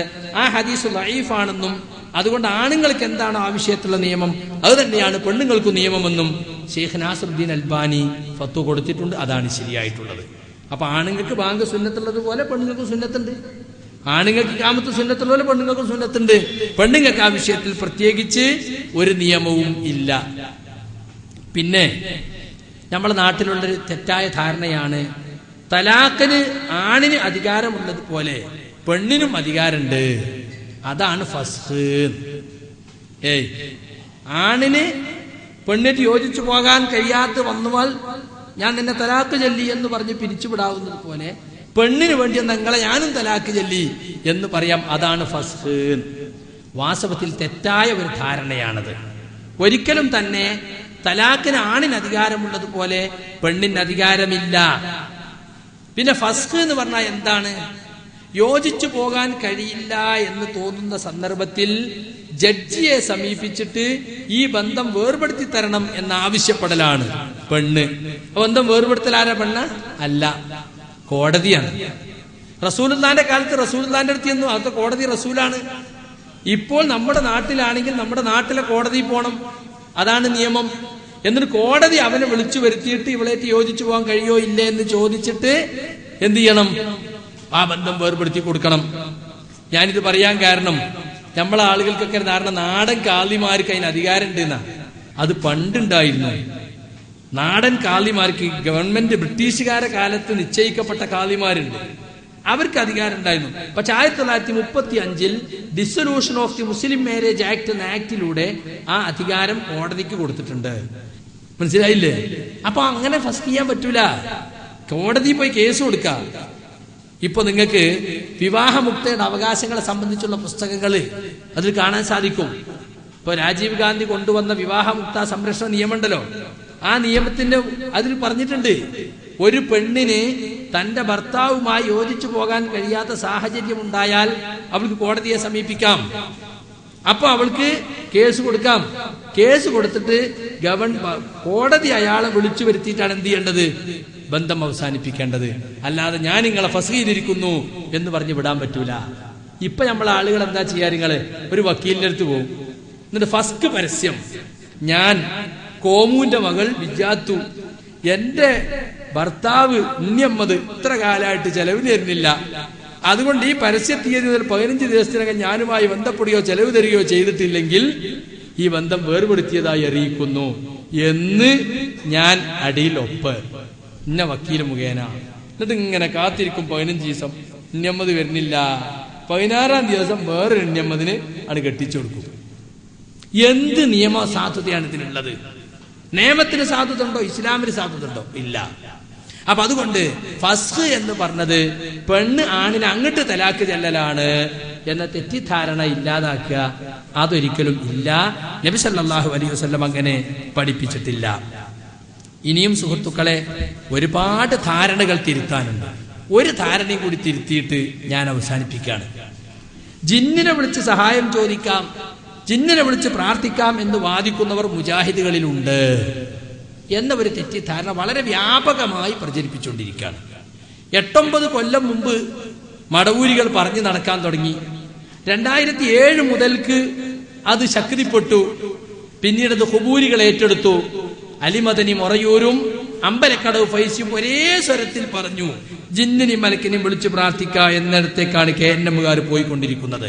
എന്നിട്ട് ചോദ്യം, ആരാ പോയത്തക്കാരെ പ്രാർത്ഥിക്കാന്ന് പറഞ്ഞത്? ജിന്നുകളോട് പ്രാർത്ഥിക്കാന്ന് ആരാ പറഞ്ഞത്? ഇസ്ലാഹ് 2007 ഏപ്രിൽ മാസം. ആ ഏപ്രിൽ മാസത്തിൽ നിങ്ങൾ എഴുതിയതെന്താ? ഒരാൾ വിജനമായ സ്ഥലത്ത് വെച്ച് എത്തിപ്പെട്ടാൽ ജിന്നുകൾ കേൾക്കുമെന്ന് കരുതി, മലക്കുകൾ കേൾക്കുമെന്ന് കരുതി വിളിക്കാം. അപ്പൊ പ്രാർത്ഥിക്കാമെന്ന് നിങ്ങൾ പറഞ്ഞിട്ടുണ്ട്, നിങ്ങൾ എഴുതിയിട്ടുണ്ട്, നിങ്ങൾ ശിർക്കിലേക്ക് പോയിട്ടുണ്ട്. ഇത് വസ്തുതയാണ്, ഞങ്ങൾ അത് വിശദീകരിച്ചിട്ടുണ്ട്. പക്ഷേ എന്നിട്ട് ഇപ്പോൾ ചോദിക്കുക, ആരാ പ്രാർത്ഥിക്കുക എന്ന് പറഞ്ഞത്? ഞങ്ങൾ പറയുന്നു, ഈ ഇസ്ലാഹ് മാസികയിൽ വന്നത് അത് ശിർക്കാണ്, അത് ശിർക്കാണെന്ന് ഞങ്ങൾ എഴുതി. ഇനി അയാള് മുശ്രിക്കാണോ ഇയാള് മുശ്രിക്കാണോ, അങ്ങനെ ആളെ മുശ്രിക്കാക്കലല്ല ഞങ്ങളുടെ പണി. ഇത് ശിർക്കാണ്, ഞങ്ങളെതിരെ പറഞ്ഞു, ഞങ്ങളത് പ്രഖ്യാപിച്ചു. കളവ്. ഒരു വാചകത്തിന്റെ തുണ്ടുധരിക്കാൻ നിങ്ങൾക്ക് ധൈര്യമുണ്ടോ? അല്ലാത്തവരോട് പ്രാർത്ഥിക്കാം, ജിന്നിനോട് പ്രാർത്ഥിക്കാം, പിശാചിനോട് പ്രാർത്ഥിക്കാം എന്ന് പറഞ്ഞ വാചകത്തിന് ഒരു തുണ്ട് തെളിവുദ്ധരിക്കാൻ നിങ്ങൾക്ക് കഴിയോ? അതോട്ടിങ്ങനെ നടക്കരുത്. വല്ലാണ്ട് കളവേ പറയൂ, അതേ ശീലിച്ചിട്ടുള്ളൂ. ആ നിർബന്ധമായി മറ്റുള്ളവർ സ്വീകരിക്കണം, ആ നിലപാട് ശരിയല്ല. ഒരു വാചകത്തിന്റെ തുണ്ട് ജിന്നുകളോട് പ്രാർത്ഥിക്കാന്ന് മുജാഹിദുകൾ പറഞ്ഞത്രേ, അങ്ങനെ വാദിക്കണത്രേ. ശൈത്താനോട് പ്രാർത്ഥിക്കാന്ന് പറഞ്ഞു അത്രേ. നിങ്ങൾക്ക് ഉദ്ധരിക്കാൻ പറ്റുമോ? ഇല്ല. എന്റെ മൂപ്പര് ഇത് പറഞ്ഞിട്ട് ഉദ്ധരിക്കുന്നത് കേട്ടോളൂ. ഉദ്ധരിക്കുന്ന വാചകം എന്താ കേട്ടോളൂ. വിജനമായ മരുഭൂമിയിലൂടെ വഴിയറിയാതെ നടന്നു നീങ്ങുന്ന ഒരാൾ, വിജനമായ മരുഭൂമിയിലൂടെ വഴിയറിയാതെ നടന്നു നീങ്ങുന്ന ഒരാൾ, പരിസരത്ത് ആരെയും കാണുന്നില്ല, ഇവിടെ എന്റെ ശബ്ദം കേൾക്കുന്ന ആരെങ്കിലും, പരിസരത്ത് ആരെയും കാണുന്നില്ല, ഇവിടെ എന്റെ ശബ്ദം കേൾക്കുന്ന ആരെങ്കിലും, മനുഷ്യൻ, മലക്ക്, ജിന്ന്, മനുഷ്യൻ, മലക്ക്, ജിന്ന് എന്നെ സഹായിക്കട്ടെ എന്ന് നനച്ച് പടപ്പുകളെ എന്നെ സഹായിക്കണേ, എന്നെ സഹായിക്കട്ടെ എന്ന് നനച്ച് പടപ്പുകളെ എന്നെ സഹായിക്കണേ, എനിക്ക് വഴി കാണിച്ചു തരണേ എന്ന് ഉച്ചത്തിൽ വിളിച്ചു പറയുന്നുവെങ്കിൽ, എനിക്ക് വഴി കാണിച്ചു തരണേ എന്ന് ഉച്ചത്തിൽ വിളിച്ചു പറയുന്നുവെങ്കിൽ, അഭൗതിക മാർഗത്തിലുള്ള സഹായതേട്ടം അതിലില്ല, അഭൗതിക മാർഗത്തിലുള്ള സഹായതേട്ടം അതിലില്ല, അതുകൊണ്ട് അത് ശിർക്കല്ല എന്നാണ് അബ്ദുൽ ജബ്ബാർ മൗലവി തന്റെ ഈ ലേഖനത്തിൽ എഴുതിയതായി നമുക്ക് കാണുവാൻ കഴിയുന്നത്. വെച്ച് പുലർത്തുന്ന ആദർശത്തിന് വിരുദ്ധമാണ് ഇതിലെ വരികൾ എന്ന് ഞാൻ വിശദീകരിക്കാതെ തന്നെ നിങ്ങൾക്കെല്ലാവർക്കും അറിയാം. അപ്പൊ നമ്മൾ മറുപടി കൊടുത്തു, അനസ് മുസ്ലിയാർ മറുപടി കൊടുത്തു, ഹനീഫ് കായക്കൊടി മറുപടി കൊടുത്തു, ഞാൻ മറുപടി കൊടുത്തു. പിന്നെ യാ ഇബാദല്ലാഹി യഗീസൂനി എന്ന് കൽപ്പനയുണ്ട്. അവിടെ ഏതെങ്കിലും ഒരു സ്ഥലത്ത് നിങ്ങൾ എത്തിപ്പെട്ടാൽ നമ്മൾ രണ്ടാമത്തെ പ്രമാണം എഴുതുമ്പോൾ സഹീഹായ ഹദീസ് എന്നൊരു നിബന്ധന വെച്ചിട്ടുണ്ട്. അതെന്തിനാരിയോ? ഇതുപോലുള്ള ദുർബല ഹദീസുകൾ നിങ്ങൾ ഇവിടെ കൊണ്ടുവരാതിരിക്കാൻ വേണ്ടിയാണ്. ദുർബലമാണ് ഹദീസ്. അതിന്റെ ദുർബലത ഹദീസ് പണ്ഡിതന്മാര് വ്യക്തമാക്കിയിട്ടുണ്ട്. ഏതെങ്കിലും വസ്തു നിങ്ങൾക്ക് നഷ്ടപ്പെട്ടാൽ, ഏതെങ്കിലും സ്ഥലത്ത് നിങ്ങൾ ഒഴിഞ്ഞ സ്ഥലത്ത് എത്തിപ്പെട്ടാൽ അള്ളാഹുവിന്റെ അടിമകളെ സഹായിക്കണം. അത് ഏതെങ്കിലും പ്രത്യേക ആളുകളെ ലക്ഷ്യം വെച്ചുകൊണ്ട് പറയുന്ന ഒരു സംഗതിയല്ല, തർക്കത്തിലുള്ള ഇസ്തിഗാസയല്ല. ഒരു വിജനമായ സ്ഥലത്ത് നമ്മൾ എത്തിപ്പെട്ടാല് നമ്മളെ വിളി കേൾക്കുന്ന ആരെങ്കിലും ഉണ്ടാകുമെന്ന ഉദ്ദേശത്തോടെ ഒരാൾ വിളിച്ചു പറയുന്നതാണ് ഇബാദല്ലാഹ് ഗീസൂനി എന്ന്. വിളിച്ചു പറയുന്നത് ദൂരത്ത് മനുഷ്യരാരെങ്കിലും ഉണ്ടെങ്കിൽ അവർ സഹായിക്കട്ടെ, അതല്ലെങ്കിൽ ആ പ്രദേശത്തുള്ള അദൃശ്യ ശക്തികളായ മലക്കുകളോ മുസ്ലിം ജിന്നുകളോ സഹായിക്കട്ടെ എന്നതാണ്. അതാണ് ഇവിടെ യഥാർത്ഥ തർക്കത്തിലുള്ള വിഷയവുമായി ബന്ധപ്പെട്ടതല്ല. നേരെ മറിച്ച് ആ സന്ദർഭത്തിൽ നിങ്ങൾ വൈദ്യുതിയെ രക്ഷിക്കണേ എന്ന് വിളിക്കുന്നതാണെങ്കിലോ അത് ശിർക്കാണ്. അത് നിങ്ങളെ തെളിവ് കൊണ്ടുവരേണ്ടത്. ഇത് ദുർബലമായ ഹദീസാണ്, സഹിഹായ ഹദീസാണ് തെളിവ് ഉദ്ധരിക്കേണ്ടത്. സഹി ആണെങ്കിൽ തന്നെ നിങ്ങൾക്ക് തെളിവില്ല, തർക്കത്തിരിക്കുന്ന വിഷയത്തിന് അതിൽ തെളിവില്ല. അബ്ദുൽ ജബ്ബാർ മൗലവിയെ സ്റ്റേജിലിരുത്തിക്കൊണ്ട് എറണാകുളത്ത് വെച്ച് ഇസ്തിഖാമ എന്ന പരിപാടിയിൽ അനസ് മുസ്ലിയാരും മൗലവി ന്യായീകരിച്ചു, ശിർക്കല്ല, അതിൽ ശിർക്കില്ല, അതിലെവിടെ ശിർക്ക്?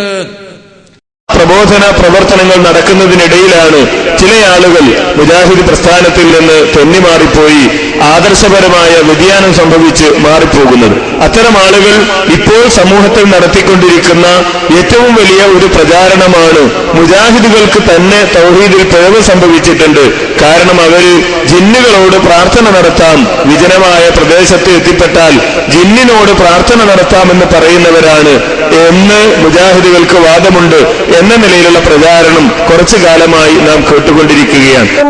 ഇസ്ലാഹ് 2007 ഏപ്രിൽ മാസം, ആ ഏപ്രിൽ മാസത്തിൽ നിങ്ങൾ എഴുതിയതെന്താ? ഒരാൾ വിജനമായ സ്ഥലത്ത് വെച്ച് എത്തിപ്പെട്ടാൽ ജിന്നുകൾ കേൾക്കുമെന്ന് കരുതി, മലക്കുകൾ കേൾക്കുമെന്ന് കരുതി വിളിച്ചാൽ അത് പ്രാർത്ഥനയിൽ ഉൾപ്പെടില്ല എന്ന് നിങ്ങൾ എഴുതി. പക്ഷേ പ്രാർത്ഥനയല്ലേ അത്? കാരണം കാര്യകാരണ ബന്ധത്തിന് അതീതമായി അഭൗതികമായി മലക്കുകളോട് ചോദിക്കുകയാണ്, അതുപോലെ തന്നെ ജിന്നുകളോട് ചോദിക്കുകയാണ്. നേരത്തെ വിശദീകരിച്ചു. അപ്പൊ പ്രാർത്ഥിക്കാമെന്ന് നിങ്ങൾ പറഞ്ഞിട്ടുണ്ട്, നിങ്ങൾ എഴുതിയിട്ടുണ്ട്, നിങ്ങൾ ശിർക്കിലേക്ക് പോയിട്ടുണ്ട്. ഇത് വസ്തുതയാണ്, ഞങ്ങൾ അത് വിശദീകരിച്ചിട്ടുണ്ട്. തീർച്ചയായും അതിന്റെ യാഥാർത്ഥ്യം നാം മനസ്സിലാക്കേണ്ടതുണ്ട് എന്നതുകൊണ്ട് അത് വിശദീകരിക്കാനായി അനസ് മൗലവിയെ ക്ഷണിക്കും. അതുപോലെ മുജാഹിദ് പ്രസ്ഥാനം മുഷിയാക്കന്മാരുമായി സംവാദങ്ങൾ നടത്തുന്നു. ഇത് കണ്ടപ്പോൾ ഹാലിളകിയ ഒരു വിഭാഗം, നമ്മുടെ നാട്ടിൽ അഡ്രസ് ഇല്ലാതെ പോയൊരു വിഭാഗം, അവർക്ക് വല്ലാത്ത പ്രയാസമായി. അവർ നാടുനീളെ പ്രചരിപ്പിച്ചു, ജിന്നിനോട് പ്രാർത്ഥിക്കാമോ എന്ന് കുന്നത്തേറി സംവാദത്തിൽ വെച്ച് ചോദിച്ചിട്ട് മുജാഹിദ് മൗലവിമാര് മറുപടി പറഞ്ഞില്ല എന്ന് പറഞ്ഞുകൊണ്ട് നാടുനീളെ പ്രചരിപ്പിച്ചു. എന്ന് മാത്രമല്ല, ജിന്നുകളോട് പ്രാർത്ഥിക്കാമെന്ന് പറയുന്നവരാണ് മുജാഹിദുകൾ എന്ന പച്ചനുണ നമ്മുടെ നാടുനീളെ അവർ പ്രചരിപ്പിച്ചുകൊണ്ടിരിക്കുകയാണ്, പറഞ്ഞുകൊണ്ടിരിക്കുകയാണ്. മാന്യ സഹോദരങ്ങളെ, യഥാർത്ഥത്തിൽ ഈ നുണ പ്രചരിപ്പിക്കുമ്പോൾ, ഈ കളവ് പ്രചരിപ്പിക്കുമ്പോൾ ഒരു കാര്യം തിരിച്ചറിയേണ്ടതുണ്ട്. എന്താണ് അതിനു വേണ്ടി അവർ ദുർവ്യാഖ്യാനം ചെയ്യുന്നത്? ഈ ഇസ്ലാഹാണ്. ഈ ഇസ്ലാഹ് അഥവാ ആ ഏപ്രിൽ 2007 പുറത്തിറങ്ങിയ ഇസ്ലാഹ് മാസിക, ഈ ഇസ്ലാഹ് മാസികയിൽ ഈ സ്റ്റേജിൽ തന്നെയുള്ള അബ്ദുൽ ജബ്ബാർ മൗലവിയുടെ ഒരു ലേഖനമുണ്ട്. എന്താണ് ആ ലേഖനം എന്നറിയുമോ? നമ്മുടെ നാട്ടിലെ അറിയപ്പെട്ട ഒരു കുബൂരി പണ്ഡിതനായ അമ്പലക്കടവ് ഫൈസി, നേരത്തെ കണ്ട അമ്പലക്കടവ് ഫൈസി, അദ്ദേഹം മുജാഹിദ് പ്രസ്ഥാനത്തിനെതിരെ ആരോപണങ്ങൾ ഉന്നയിച്ച കൂട്ടത്തിൽ മുജാഹിദ് പ്രസ്ഥാനം പറയുന്ന തൗഹീദ് ശരിയല്ല, ഭൗതികം എന്ന വ്യത്യാസം വെച്ചുകൊണ്ട്, അദൃശ്യം ദൃശ്യം എന്ന വ്യത്യാസം വെച്ചുകൊണ്ട് മുജാഹിദ് പ്രസ്ഥാനം വിശദീകരിച്ചുകൊണ്ടിരിക്കുന്ന ആ വ്യാഖ്യാനം, ആ വിശദീകരണം ശരിയല്ല എന്ന് സമർത്ഥിച്ചുകൊണ്ട് ലേഖനം എഴുതിയപ്പോൾ ആ ലേഖനത്തിന് 1, 2, 3, 4 എന്നിങ്ങനെ അക്കമിട്ടുകൊണ്ട് ജബ്ബാർ മൗലവി മറുപടി പറയുമ്പോൾ ആ മറുപടിയിൽ വന്ന ഒരു പരാമർശത്തെ സന്ദർഭത്തിൽ നടത്തി മാറ്റിക്കൊണ്ടാണ് ഈ ദുർവ്യാഖ്യാനം ഇവർ നടത്തുന്നത്. ഇവിടെ ഇരിക്കുന്ന ജബ്ബാർ മൗലവിയെ സാക്ഷി നിർത്തിക്കൊണ്ട് ഞാൻ പറയുന്ന വാചകം തെറ്റാണെങ്കിൽ ഈ സദസ്സിൽ വെച്ചുകൊണ്ട് അദ്ദേഹം തിരുത്തുമെന്ന ബോധ്യത്തോടെ ഞാൻ പറയുകയാണ്, ജിന്നിനെ വിളിച്ച് പ്രാർത്ഥിക്കാമെന്നോ, ഒരാൾക്ക് പ്രയാസം നേരിട്ടാൽ ജിന്നിനോട് സഹായം തേടാമെന്നോ ഒരു വാദം, ആ ഒരു വാദം ഇസ്ലാഹി പ്രസ്ഥാനം പറയില്ല, പറഞ്ഞിട്ടില്ല, പറയുകയില്ല, പറയുമെന്ന് പറയാൻ പോലും സാധ്യമല്ല. ആ നിലക്ക് കൃത്യമായി ബോധ്യപ്പെട്ട തെളിവുകൾ കൊണ്ട് മുജാഹിദുകൾ സമർത്ഥിക്കുന്ന കാര്യമാണ്. എന്നാൽ മുജാഹിദ് പ്രസ്ഥാനം തൗഹീദ് പറയുമ്പോൾ, ദൃശ്യാദൃശ്യ വിശദീകരണം നടത്തുമ്പോൾ, കാര്യകാരണ ബന്ധങ്ങൾ വിശദീകരിക്കുമ്പോൾ, അഭൗതിക ഭൗതിക വ്യത്യാസങ്ങൾ വിശദീകരിക്കുമ്പോൾ, അങ്ങനെ കാര്യങ്ങൾ വിശദീകരിച്ചു കൊടുക്കുമ്പോൾ ദുർവ്യാഖ്യാനങ്ങളുമായി കടന്നു വരുന്നവർക്ക് ചുട്ട മറുപടി മുജാഹിദ് പണ്ഡിതന്മാർ മുമ്പും നൽകാറുണ്ട്, ഇപ്പോഴും നൽകാറുണ്ട്, എന്നും നൽകാറുണ്ട്. അങ്ങനെ പൊതുവായി എല്ലാവരും നൽകാറുള്ള ഒരു മറുപടിക്ക് സമാനമായ മറുപടി ജബ്ബാർ മൗലവി നൽകിയപ്പോൾ സാധാരണക്കാർക്ക് അവർക്കിടയിൽ വിശ്വാസം ഉണ്ടാക്കാൻ എളുപ്പമാണ് എന്ന് മനസ്സിലാക്കി സന്ദർഭത്തിൽ നിന്ന് ആ ലേഖനത്തിന്റെ ഒരു പരാമർശത്തെ അടർത്തി മാറ്റിക്കൊണ്ട് ദുർവ്യാഖ്യാനിക്കുകയാണ് യഥാർത്ഥത്തിൽ നമ്മുടെ നാട്ടിൽ ഊരു ചുറ്റുന്ന മടവൂരികൾ എന്ന് പറയുന്ന ഒരു വിഭാഗം ചെയ്തുകൊണ്ടിരിക്കുന്നത്. ഏതാണ് ആ പരാമർശം എന്നറിയുമോ? ഞാൻ വ്യക്തമായി വായിച്ചു കേൾപ്പിക്കാം. എന്താണ് ആ പരാമർശം? പകൽ വെളിച്ചത്തിൽ വിജനമായ മരുഭൂമിയിലൂടെ വടിയെറിയാതെ നടന്നു നീങ്ങുന്ന ഒരാൾ പരിസരത്ത് ആരെയും കാണുന്നില്ല. ഇവിടെ എന്റെ ശബ്ദം കേൾക്കുന്ന ആരെങ്കിലും ബ്രാക്കറ്റിൽ മനുഷ്യൻ മലക്ക് ജിന്ന് എന്നെ സഹായിക്കട്ടെ എന്ന് നിലച്ച് പടപ്പുകളെ എന്നെ സഹായിക്കണേ, എനിക്ക് വഴി കാണിച്ചു തരണേ എന്ന് ഉച്ചത്തിൽ വിളിച്ചു പറയുന്നുവെങ്കിൽ അഭൗതിക മാർഗത്തിലുള്ള സഹായവേട്ടം അതിലില്ല. ഇതുകൊണ്ട് ജബ്ബാർ മൗലവി ഉദ്ദേശിക്കുന്നത് അദ്ദേഹം തന്നെ വ്യക്തമാക്കിയിട്ടുണ്ട്. അപ്പൊ ജിന്നുകളോട് അതേ പ്രകാരം മലക്കുകളോട് സഹായികളെ പ്രാർത്ഥിക്കണം, അല്ലെങ്കിൽ അവരോട് സഹായം തരണം എന്ന് പറഞ്ഞിട്ടുണ്ട് എന്നുള്ളൊരു പ്രചരണം അത് പറയുന്നതിന് മുമ്പ് അങ്ങനെ ഒരു കാര്യം പറയട്ടെ. തെറ്റുകളോട് ആരോട് പ്രാർത്ഥിക്കാൻ പാടില്ല, പ്രാർത്ഥിക്കൽ ചുരുക്കാണ്. അള്ളാഹുവോട് മാത്രമേ പ്രാർത്ഥിക്കാൻ പാടുള്ളൂ. എന്നാൽ ജിന്നുകളോടോ മലക്കുകളോടോ സഹായം തേടാമെന്നോ ഈ ആരോപിക്കപ്പെടുന്ന ഇങ്ങനെ പറയുന്ന പ്രസിദ്ധീകരണങ്ങളിൽ എവിടെയും അങ്ങനെയെങ്കിൽ ആ ആരോപിക്കപ്പെടുന്ന 2007 ഏപ്രിൽ മാസത്തില് ഇസ്രായേൽ അങ്ങനെ എഴുതിയിട്ടുണ്ടെന്നാണ് പ്രചരിപ്പിക്കപ്പെട്ടത്. അങ്ങനെ ഇസ്രായേൽ അങ്ങനെ വേണം തേടണമെന്നത് പറഞ്ഞിട്ടില്ല. പിന്നെ എന്ത് പറഞ്ഞിട്ടുണ്ട്? എപ്പോഴാണ് പ്രാർത്ഥന ആവുക, പ്രാർത്ഥന ആവാതിരിക്കുക എന്നുള്ള വിശദീകരണം നൽകിയിട്ടുണ്ട്. ചെറിയ കാര്യം മനസ്സിലാക്കുക. ഇവിടെ എങ്ങനെ തേടണമെന്നോ തേടാമെന്നോ അല്ലെങ്കിൽ ജിന്നെ സഹായിക്കണമെന്ന് പറയാമെന്നോ മലക്കെ രക്ഷിക്കണമെന്ന് വിളിച്ചു പറയാമെന്നോ ഒന്നും ആ പരാമർശത്തിലില്ല. നേരെ മറിച്ച് ഭൗതിക വ്യത്യാസമെന്ത് എന്ന് വിശദീകരിച്ചു കൊടുക്കുവാൻ വേണ്ടി നടത്തിയ ഒരു പരാമർശത്തെ സന്ദർഭത്തിൽ നടത്തി മാറ്റി ജിന്നുകളോട് സഹായം തേടാം, പ്രാർത്ഥിക്കാം എന്ന് ജബ്ബാർ മൗലവി പറഞ്ഞു എന്ന പച്ചനുണ പറഞ്ഞു പരത്തുകയാണ് യഥാർത്ഥത്തിൽ ഇവർ ചെയ്തുകൊണ്ടിരിക്കുന്നത്. എന്താണ് തങ്ങൾക്ക് പറയാനൊരു വാദം എന്നന്വേഷിച്ചറിഞ്ഞ കൊഴി മടവൂരികൾ ജബ്ബാർ മൗലവിയുടെ വാചകത്തെ സന്ദർഭത്തിൽ നടത്തി മാറ്റി ദുർവ്യാഖ്യാനിച്ചുകൊണ്ട് അതേ ജിന്നുകളോട് പ്രാർത്ഥിക്കാമെന്ന് ജബ്ബാർ മൗലവി പറഞ്ഞിരിക്കുന്നു, ജിന്നുകളോട് സഹായം തേടാമെന്ന് ജബ്ബാർ മൗലവി പറഞ്ഞിരിക്കുന്നു, അതിന് ജബ്ബാർ മൗലവി അനുവാദം കൊടുത്തിരിക്കുന്നു എന്ന പച്ചക്കള്ളം ഈ നാടിനീളെ പ്രചരിപ്പിക്കുകയാണ്. ജബ്ബാർ മൗലവിയുള്ള ഈ സദസ്സിൽ ജബ്ബാർ മൗലവി സാക്ഷി നിർത്തിക്കൊണ്ട് ആ വാദത്തിന് മറുപടി പറയുന്നു. ഒരിക്കലും അങ്ങനെ ഒരു വാദം മുജാഹിദ് പ്രസ്ഥാനം അവതരിപ്പിച്ചിട്ടില്ല, അവതരിപ്പിക്കുകയുമില്ല. കൃത്യമായി കാര്യങ്ങൾ പറഞ്ഞു കൊടുക്കും. അതിനെ ദുർവ്യാഖ്യാനിക്കുന്നവർ ദുരുദ്ദേശത്തോടെ ഈ പ്രസ്ഥാനത്തെ നോക്കിക്കാണുന്നവർ മാത്രമാണ് എന്ന തിരിച്ചറിവ് നമുക്ക് ഓരോരുത്തർക്കും ഉണ്ടാകണമെന്നാണ് ഈ സന്ദർഭത്തിൽ ചുരുക്കി സൂചിപ്പിക്കാനുള്ളത്. അല്ലാഹുവിനോട് മാത്രം പ്രാർത്ഥിക്കണമെന്ന് പ്രബോധനത്തിന്റെ മുഴുവൻ മേഖലകളിലും പറഞ്ഞുകൊണ്ടിരിക്കുന്ന മുജാഹിദ് പ്രസ്ഥാനത്തിനെതിരെ ഒരു വിഭാഗം നടത്തിക്കൊണ്ടിരിക്കുന്ന ദുർവ്യാഖ്യാനത്തിന്റെ ആഴമാണ് നമുക്കിപ്പോൾ മനസ്സിലായിരിക്കുന്നത്. പിന്നെ കുറച്ചെങ്ങട് കഴിഞ്ഞപ്പോ ചേർക്ക് തോന്നിയതിന് ശിർക്കുണ്ട്. ആർക്കാ തോന്നിയത്?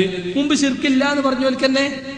നിങ്ങള് അനസ് മൗലവിയുടെ അമ്പലക്കടവ് ഫൈസിയോട് അമ്പരപ്പിക്കുന്നുടകൾ എന്ന കാസറ്റ് എടുത്തു നോക്ക്. വ്യക്തമായിട്ട് ഇസ്ലാഹ് മാസിക വായിച്ചിട്ട് പറയാണ് ഇതിൽ ശിർക്കില്ല. അതുപോലെ അദ്ദേഹം തന്നെ വാഴക്കാട് പോയി പ്രസംഗിച്ചു വളർന്നു തളർന്ന മടവൂരിസം എടുത്തു നോക്ക്. വ്യക്തമായിട്ട് എവിടെ ശിർക്ക്? ഇതിന് ശിർക്കുണ്ടെന്ന് തെളിയിച്ച മടവൂരികളെ നിങ്ങൾക്കെതിരെ സ്റ്റേജ് കയറൂല എന്നാ പറയുന്നത്. ജിന്നിനോട് പ്രാർത്ഥിക്കാം എന്നാണ് മുജാഹിദുകൾ പറയുന്നത്. തിരുവനന്തപുരത്തൊരു മുഖാമുഖം നടത്തി. അവിടെ ഈ വാദം ഇങ്ങനെ നാടുകളെ പറഞ്ഞു നടക്കുന്ന പലരും ആ സദസ്സിലുണ്ട്. ഞാൻ ചോദിച്ചു, ഒരു തെളിവ് ജിന്നിനോട് പ്രാർത്ഥിക്കാമെന്ന് മുജാഹിദുകൾ പറഞ്ഞതിന് ഒരു തെളിവിന്റെ അംശം കാണിച്ചു തരാൻ ധൈര്യമുണ്ടെങ്കിൽ എനിക്ക് പറഞ്ഞാന്ന് പറഞ്ഞു. ഒരുത്തരെയും കണ്ടില്ല, വായിച്ചില്ല. എന്തേ വായിക്കാത്തത്? വായിക്കട്ടെ, ഇങ്ങനെ നാട്ടുകാരോട് പറയാ. നിങ്ങൾ സക്കരിയയും ടീമും ഔലിയാക്കളെ വിളിക്കുന്നതിന് പകരം ജിന്നുകളെ വിളിക്കുന്നു. ഞങ്ങൾ കാന്തപുരവും ടീമും ഞങ്ങൾ ഔലിയാക്കളെ വിളിച്ചു. എവിടെ മൗലവി വ്യത്യാസം? വായിക്കട്ടെ, ഇങ്ങനെ നാട്ടുകാരോട് പറയാ. അല്ലാതെ മുജാഹിദ് പ്രസ്ഥാനത്തിന് ഉത്തരവാദിത്തപ്പെട്ടവരുടെ മുന്നിൽ തെളിയിക്കാൻ സാധ്യമല്ല. തെളിയിക്കാൻ സാധ്യമല്ല എന്ന് മനസ്സിലാക്കിക്കൊണ്ടാണ് ആ തെളിവ് പറയാതിരുന്നത്. പിന്നെന്താ? പിന്നെ ഒരു ഇസ്ലാഹ് മാസിക ഇങ്ങനെ എടുത്തു കാണിക്കും. 2007 ഏപ്രിൽ പുറത്തിറങ്ങിയ ഇസ്ലാഹ് മാസിക. എന്നൊരു ചോദ്യം, ആരാ പോയത്തക്കാരെ പ്രാർത്ഥിക്കാന്ന് പറഞ്ഞത്? ജിന്നുകളോട് പ്രാർത്ഥിക്കാന്ന് ആരാ പറഞ്ഞത്? ഇസ്ലാഹ് 2007 ഏപ്രിൽ മാസം. ആ ഏപ്രിൽ മാസത്തിൽ നിങ്ങൾ എഴുതിയതെന്താ? ഒരാൾ വിജനമായ സ്ഥലത്ത് വെച്ച് എത്തിപ്പെട്ടാൽ ജിന്നുകൾ കേൾക്കുമെന്ന് കരുതി, മലക്കുകൾ കേൾക്കുമെന്ന് കരുതി വിളിക്കാം. ഇസ്ലാഹ് 2007 ഏപ്രിൽ മാസം.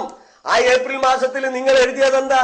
ഒരാൾ വിജനമായ സ്ഥലത്ത് വെച്ച് എത്തിപ്പെട്ടാൽ ജിന്നുകൾ കേൾക്കുമെന്ന് കരുതി, മലക്കുകൾ കേൾക്കുമെന്ന് കരുതി വിളിക്കാം. അപ്പൊ പ്രാർത്ഥിക്കാമെന്ന് നിങ്ങൾ പറഞ്ഞിട്ടുണ്ട്, നിങ്ങൾ എഴുതിയിട്ടുണ്ട്, നിങ്ങൾ ശിർക്കിലേക്ക് പോയിട്ടുണ്ട്. ഇത് വസ്തുതയാണ്, ഞങ്ങൾ അത് വിശദീകരിച്ചിട്ടുണ്ട്. പക്ഷേ എന്നിട്ട് ഇപ്പോഴും ചോദിക്കുക, ആരാ പ്രാർത്ഥിക്കുക എന്ന് പറഞ്ഞത് എന്ന്? അതിൽ ജബ്ബാർ മൗലവി നമ്മുടെ നാട്ടിലെ മുസ്ലിയാക്കന്മാർ അള്ളയില്ലാത്തവരോട് പ്രാർത്ഥിക്കാൻ വേണ്ടി കള്ളനായങ്ങൾ പറയുന്ന കള്ളക്കച്ചവടക്കാരൻ നമ്മുടെ നാട്ടില്, അവര് പറയുന്ന ദുർന്യായങ്ങൾക്ക് മറുപടി പറയുകയാണ്. ആ മറുപടി പറയുന്നതിനിടയിൽ ഒരു വാചകം, ആ വാചകം ഇവര് മുറിച്ചു മാറ്റി. എന്താണ് ആ വാചകം? പകൽ വെളിച്ചത്തിൽ വിജനമായ മരുഭൂമിയിലൂടെ വഴിയറിയാതെ നടന്നു നീങ്ങുന്ന ഒരാൾ പരിസരത്താരെയും കാണുന്നില്ല. ഇവിടെ എന്റെ ശബ്ദം കേൾക്കുന്ന ആരെങ്കിലും റാക്കറ്റിൽ മനുഷ്യൻ മലക്ക് ജിന്ന് എന്നെ സഹായിക്കട്ടെ എന്ന് നനച്ച് പടപ്പുകളെ എന്നെ സഹായിക്കണേ, എനിക്ക് വഴി കാണിച്ചു തരണേ എന്ന് ഉച്ചത്തിൽ വിളിച്ചു പറയുന്നുവെങ്കിൽ അഭൗതിക മാർഗത്തിലുള്ള സഹായതേട്ടം അതിലില്ല. എടവണ്ണ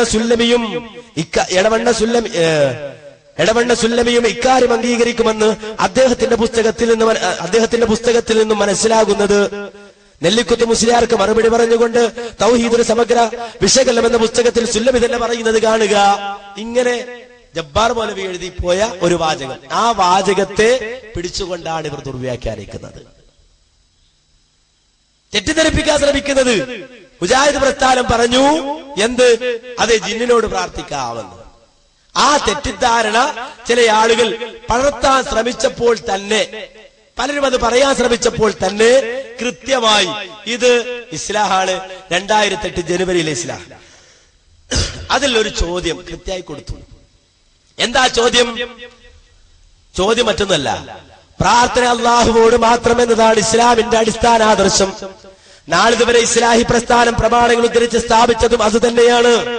എന്നാൽ ഈ ലക്ഷ്യസാക്ഷാത്കാരത്തിന് വേണ്ടി ജന്മം കൊണ്ട ഇസ്ലാഹ് മാസികയിൽ 2007 ഏപ്രിൽ ലക്കത്തിൽ വന്നൊരു ലേഖനത്തിലെ ചില പരാമർശങ്ങൾ അല്ലാഹുവല്ലാത്തവരെയും വിളിച്ചു പ്രാർത്ഥിക്കാമെന്നതിലേക്ക് മുജാഹിദ് പ്രസ്ഥാനവും എത്തിച്ചേർന്നിരിക്കുന്നു എന്നതിന് തെളിവായി ചില കുബൂരി മടവൂരി പ്രഭാഷകരും ലേഖകരും ഉദ്ധരിക്കുന്നു. പ്രസ്തുത ഉദ്ധരണി ചുവടെ എന്ന് പറഞ്ഞിട്ട് നേരത്തെ വായിച്ച ഉദ്ധരണി എടുത്തു കൊടുക്കാൻ. ഇതിനെക്കുറിച്ച് ഇസ്ലാഹിൽ ഒരു വിശദീകരണം പ്രതീക്ഷിക്കുന്നു ഷമീർ കുറ്റിപ്പുറം. അതിന് കൃത്യമായി പത്രാധിപന് മറുപടിയും പറഞ്ഞു. എന്താ പത്രാധിപർ മറുപടി? ചോദ്യത്തിന്റെ തുടക്കത്തിൽ ഇസ്ലാഹി പ്രസ്ഥാനത്തെ കുറിച്ച് ചോദ്യകർത്താവ് പറഞ്ഞ പ്രകാരം പ്രാർത്ഥന അള്ളാഹുവോട് മാത്രമെന്ന തത്വമാണ് അന്നും ഇന്നും എന്നും ഇസ്ലാഹി പ്രസ്ഥാനം പ്രദാനം ചെയ്യുന്നത്. അതിൽ യാതൊരു മാറ്റവുമില്ല. എന്നാൽ ചോദ്യകർത്താവ് എടുത്തുദ്ധരിച്ച വാചകങ്ങളിൽ നിന്നും അള്ളാഹുവല്ലാത്തവരോട് പ്രാർത്ഥിക്കൽ അനുവദനീയമാണെന്ന സങ്കല്പം ലേഖകൻ ഉദ്ദേശിച്ചിട്ടേയില്ല.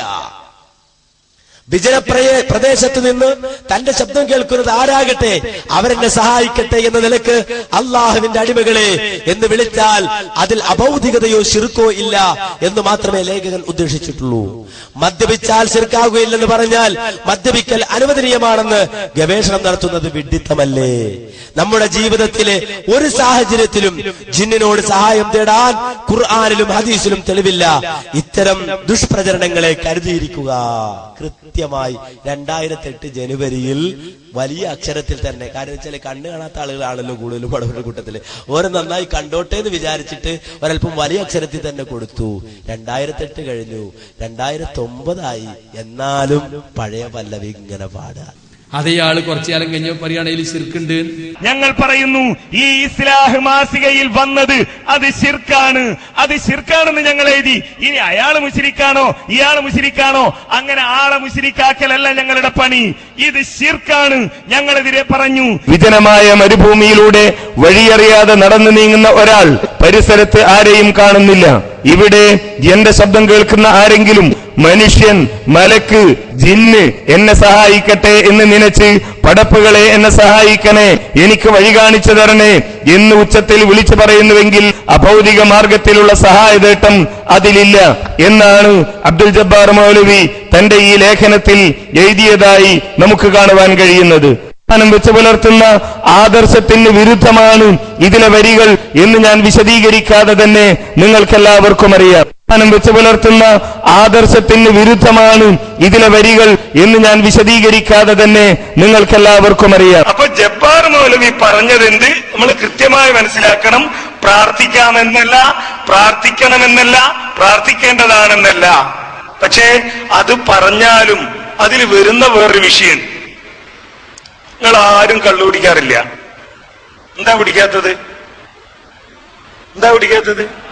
ഹറാമാണ്.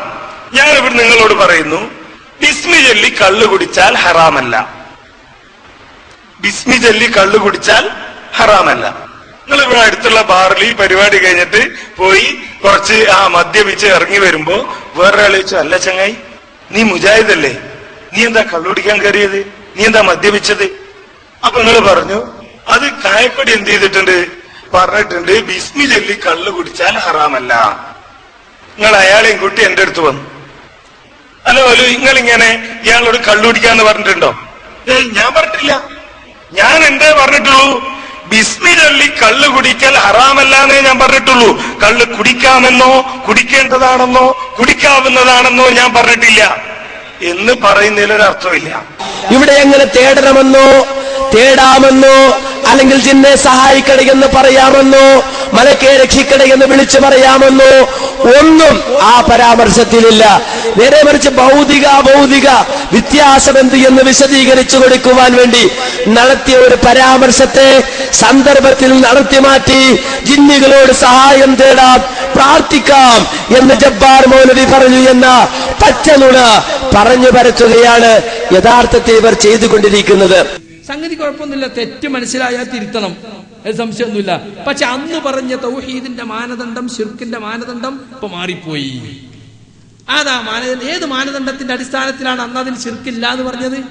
ഇപ്പൊ അത് ശിർക്കാണ് എന്ന് പറഞ്ഞ ഏത് മാനദണ്ഡത്തിന്റെ അടിസ്ഥാനത്തിലാ? അത് ജനങ്ങളോട് പറയണ്ടേ?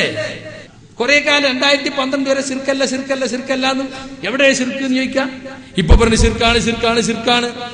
ശിർക്കല്ല എന്ന് പറഞ്ഞവനൊക്കെ പുറത്താക്കും എന്നെടുത്ത് കണ്ടങ്ങള്. അപ്പൊ സുഹൃത്തുക്കളെ, ആളുകൾക്ക് മാറ്റി പറയാം, താല്പര്യങ്ങൾക്കനുസരിച്ച് അങ്ങോട്ടും ഇങ്ങോട്ടൊക്കെ പറയാം. പക്ഷെ ഒരു ആദർശ പ്രസ്ഥാനത്തിന്റെ ആദർശമാണ് ഇവിടെ ചോദ്യം ചെയ്യപ്പെടുന്നത്. നിങ്ങൾ ആദർശത്തിന് എന്താ സ്ഥിരതല്ലേ? നിങ്ങൾ തൗഹീദിന്റെ ആളുകളാണെന്ന് പറഞ്ഞിട്ട് ഇപ്പോഴും തൗഹീദ് ഏത് ശിർക്കേത് എന്ന് നിങ്ങൾക്ക് എന്നെ തിരിഞ്ഞിട്ടില്ലേ എന്ന് എതിരാളികൾ ചോദിക്കുന്ന ദുരന്തം അത് ഈ പ്രസ്ഥാനം മൊത്തത്തിലാണ് ഏറ്റെടുക്കേണ്ടത്. അതിനെ സംബന്ധിച്ച് ചില ആളുകൾക്കൊന്നും ഒരു വിഷമം ഉണ്ടാവില്ല, നമുക്കൊക്കെ അത് വലിയ വിഷമുണ്ട്. പിന്നെ ഒരു കാര്യം, ശിർക്കല്ല എന്ന് പറഞ്ഞാൽ അത് ചെയ്തോളീന്ന് അതിന്റെ അർത്ഥം തന്നെ. എന്തെല്ലാം കാര്യങ്ങൾ ശിർക്കല്ല എന്ന് നമ്മൾ പറഞ്ഞിട്ടുണ്ട്.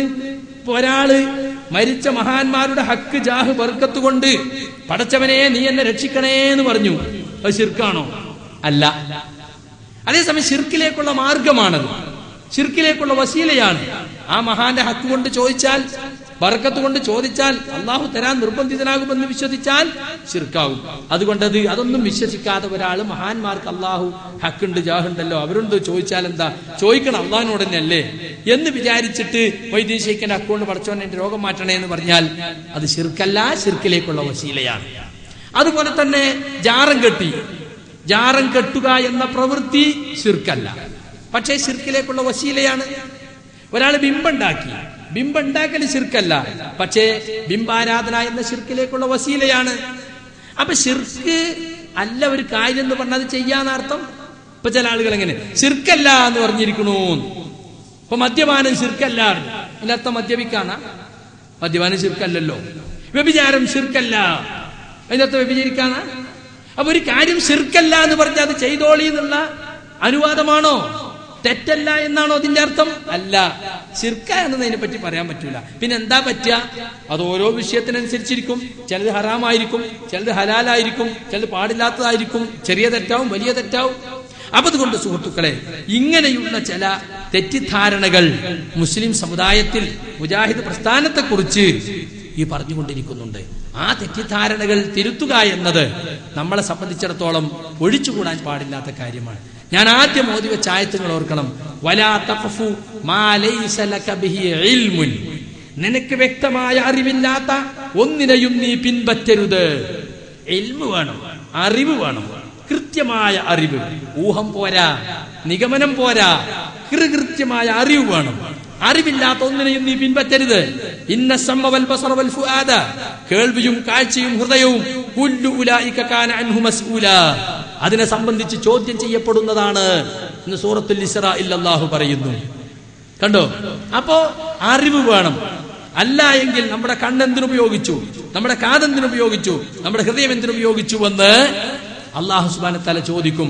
ആ ചോദ്യത്തിന് കൃത്യമായ മറുപടി പറയാൻ എനിക്കും നിങ്ങൾക്കും സാധിക്കേണ്ടതുണ്ട്. അതുകൊണ്ട് സുഹൃത്തുക്കളെ, ഞാൻ അവസാനിപ്പിക്കുകയാണ്. ഇനിയും ഒരുപാട് ധാരണകൾ തിരുത്താനുണ്ടെങ്കിലും ഇൻഷാ അല്ലാഹ് ഇനിയും നമുക്ക് ഇതുപോലെയുള്ള സന്ദർഭങ്ങളിൽ അത്തരം തെറ്റിദ്ധാരണകൾ തിരുത്താം. അല്ലാഹു സുബ്ഹാനഹു വതആല നമ്മുടെ ഒരുമിച്ച് കൂടൽ ഒരു പുണ്യകർമ്മമായി സ്വീകരിക്കുമാറാകട്ടെ. അറിഞ്ഞും അറിയാതെയും സംഭവിച്ചു പോയ തെറ്റുകുറ്റങ്ങൾ റഹ്മാനായ റബ്ബ് വിട്ടുപുറത്ത് മാപ്പാക്കി തരുമാറാകട്ടെ. റബ്ബനാ ആതിനാ ഫിദ്ദുനിയ ഹസന വഫിൽ ആഖിറതി ഹസനതൻ വഖിനാ അദാബന്നാർ. അല്ലാഹുമ്മ ഗ്ഫിർ ലിൽ മുഅ്മിനീന വൽ മുഅ്മിനാത്ത് വൽ മുസ്ലിമീന വൽ മുസ്ലിമാത്ത് അൽ അഹ്യാഇ മിൻഹും വൽ അംവാത്ത് ഇന്നക മുജീബുദ് ദഅവാതി യാ ഖാദിയൽ ഹാജാത്ത്. റബ്ബനാ ഹബ് ലനാ മിൻ അസ്വാജിനാ വദുരിയ്യാതിനാ ഖുർറത അയ്യുൻ വജ്അൽനാ ലിൽ മുത്തഖീന ഇമാമാ. اللهم انصر من نصر الدين واخذل من خذل الإسلام والمسلمين. ربنا آتنا في الدنيا حسنة وفي الآخرة حسنة وقنا عذاب النار. وصلى الله على رسولنا المصطفى محمد وعلى آله وصحابته أجمعين. السلام عليكم.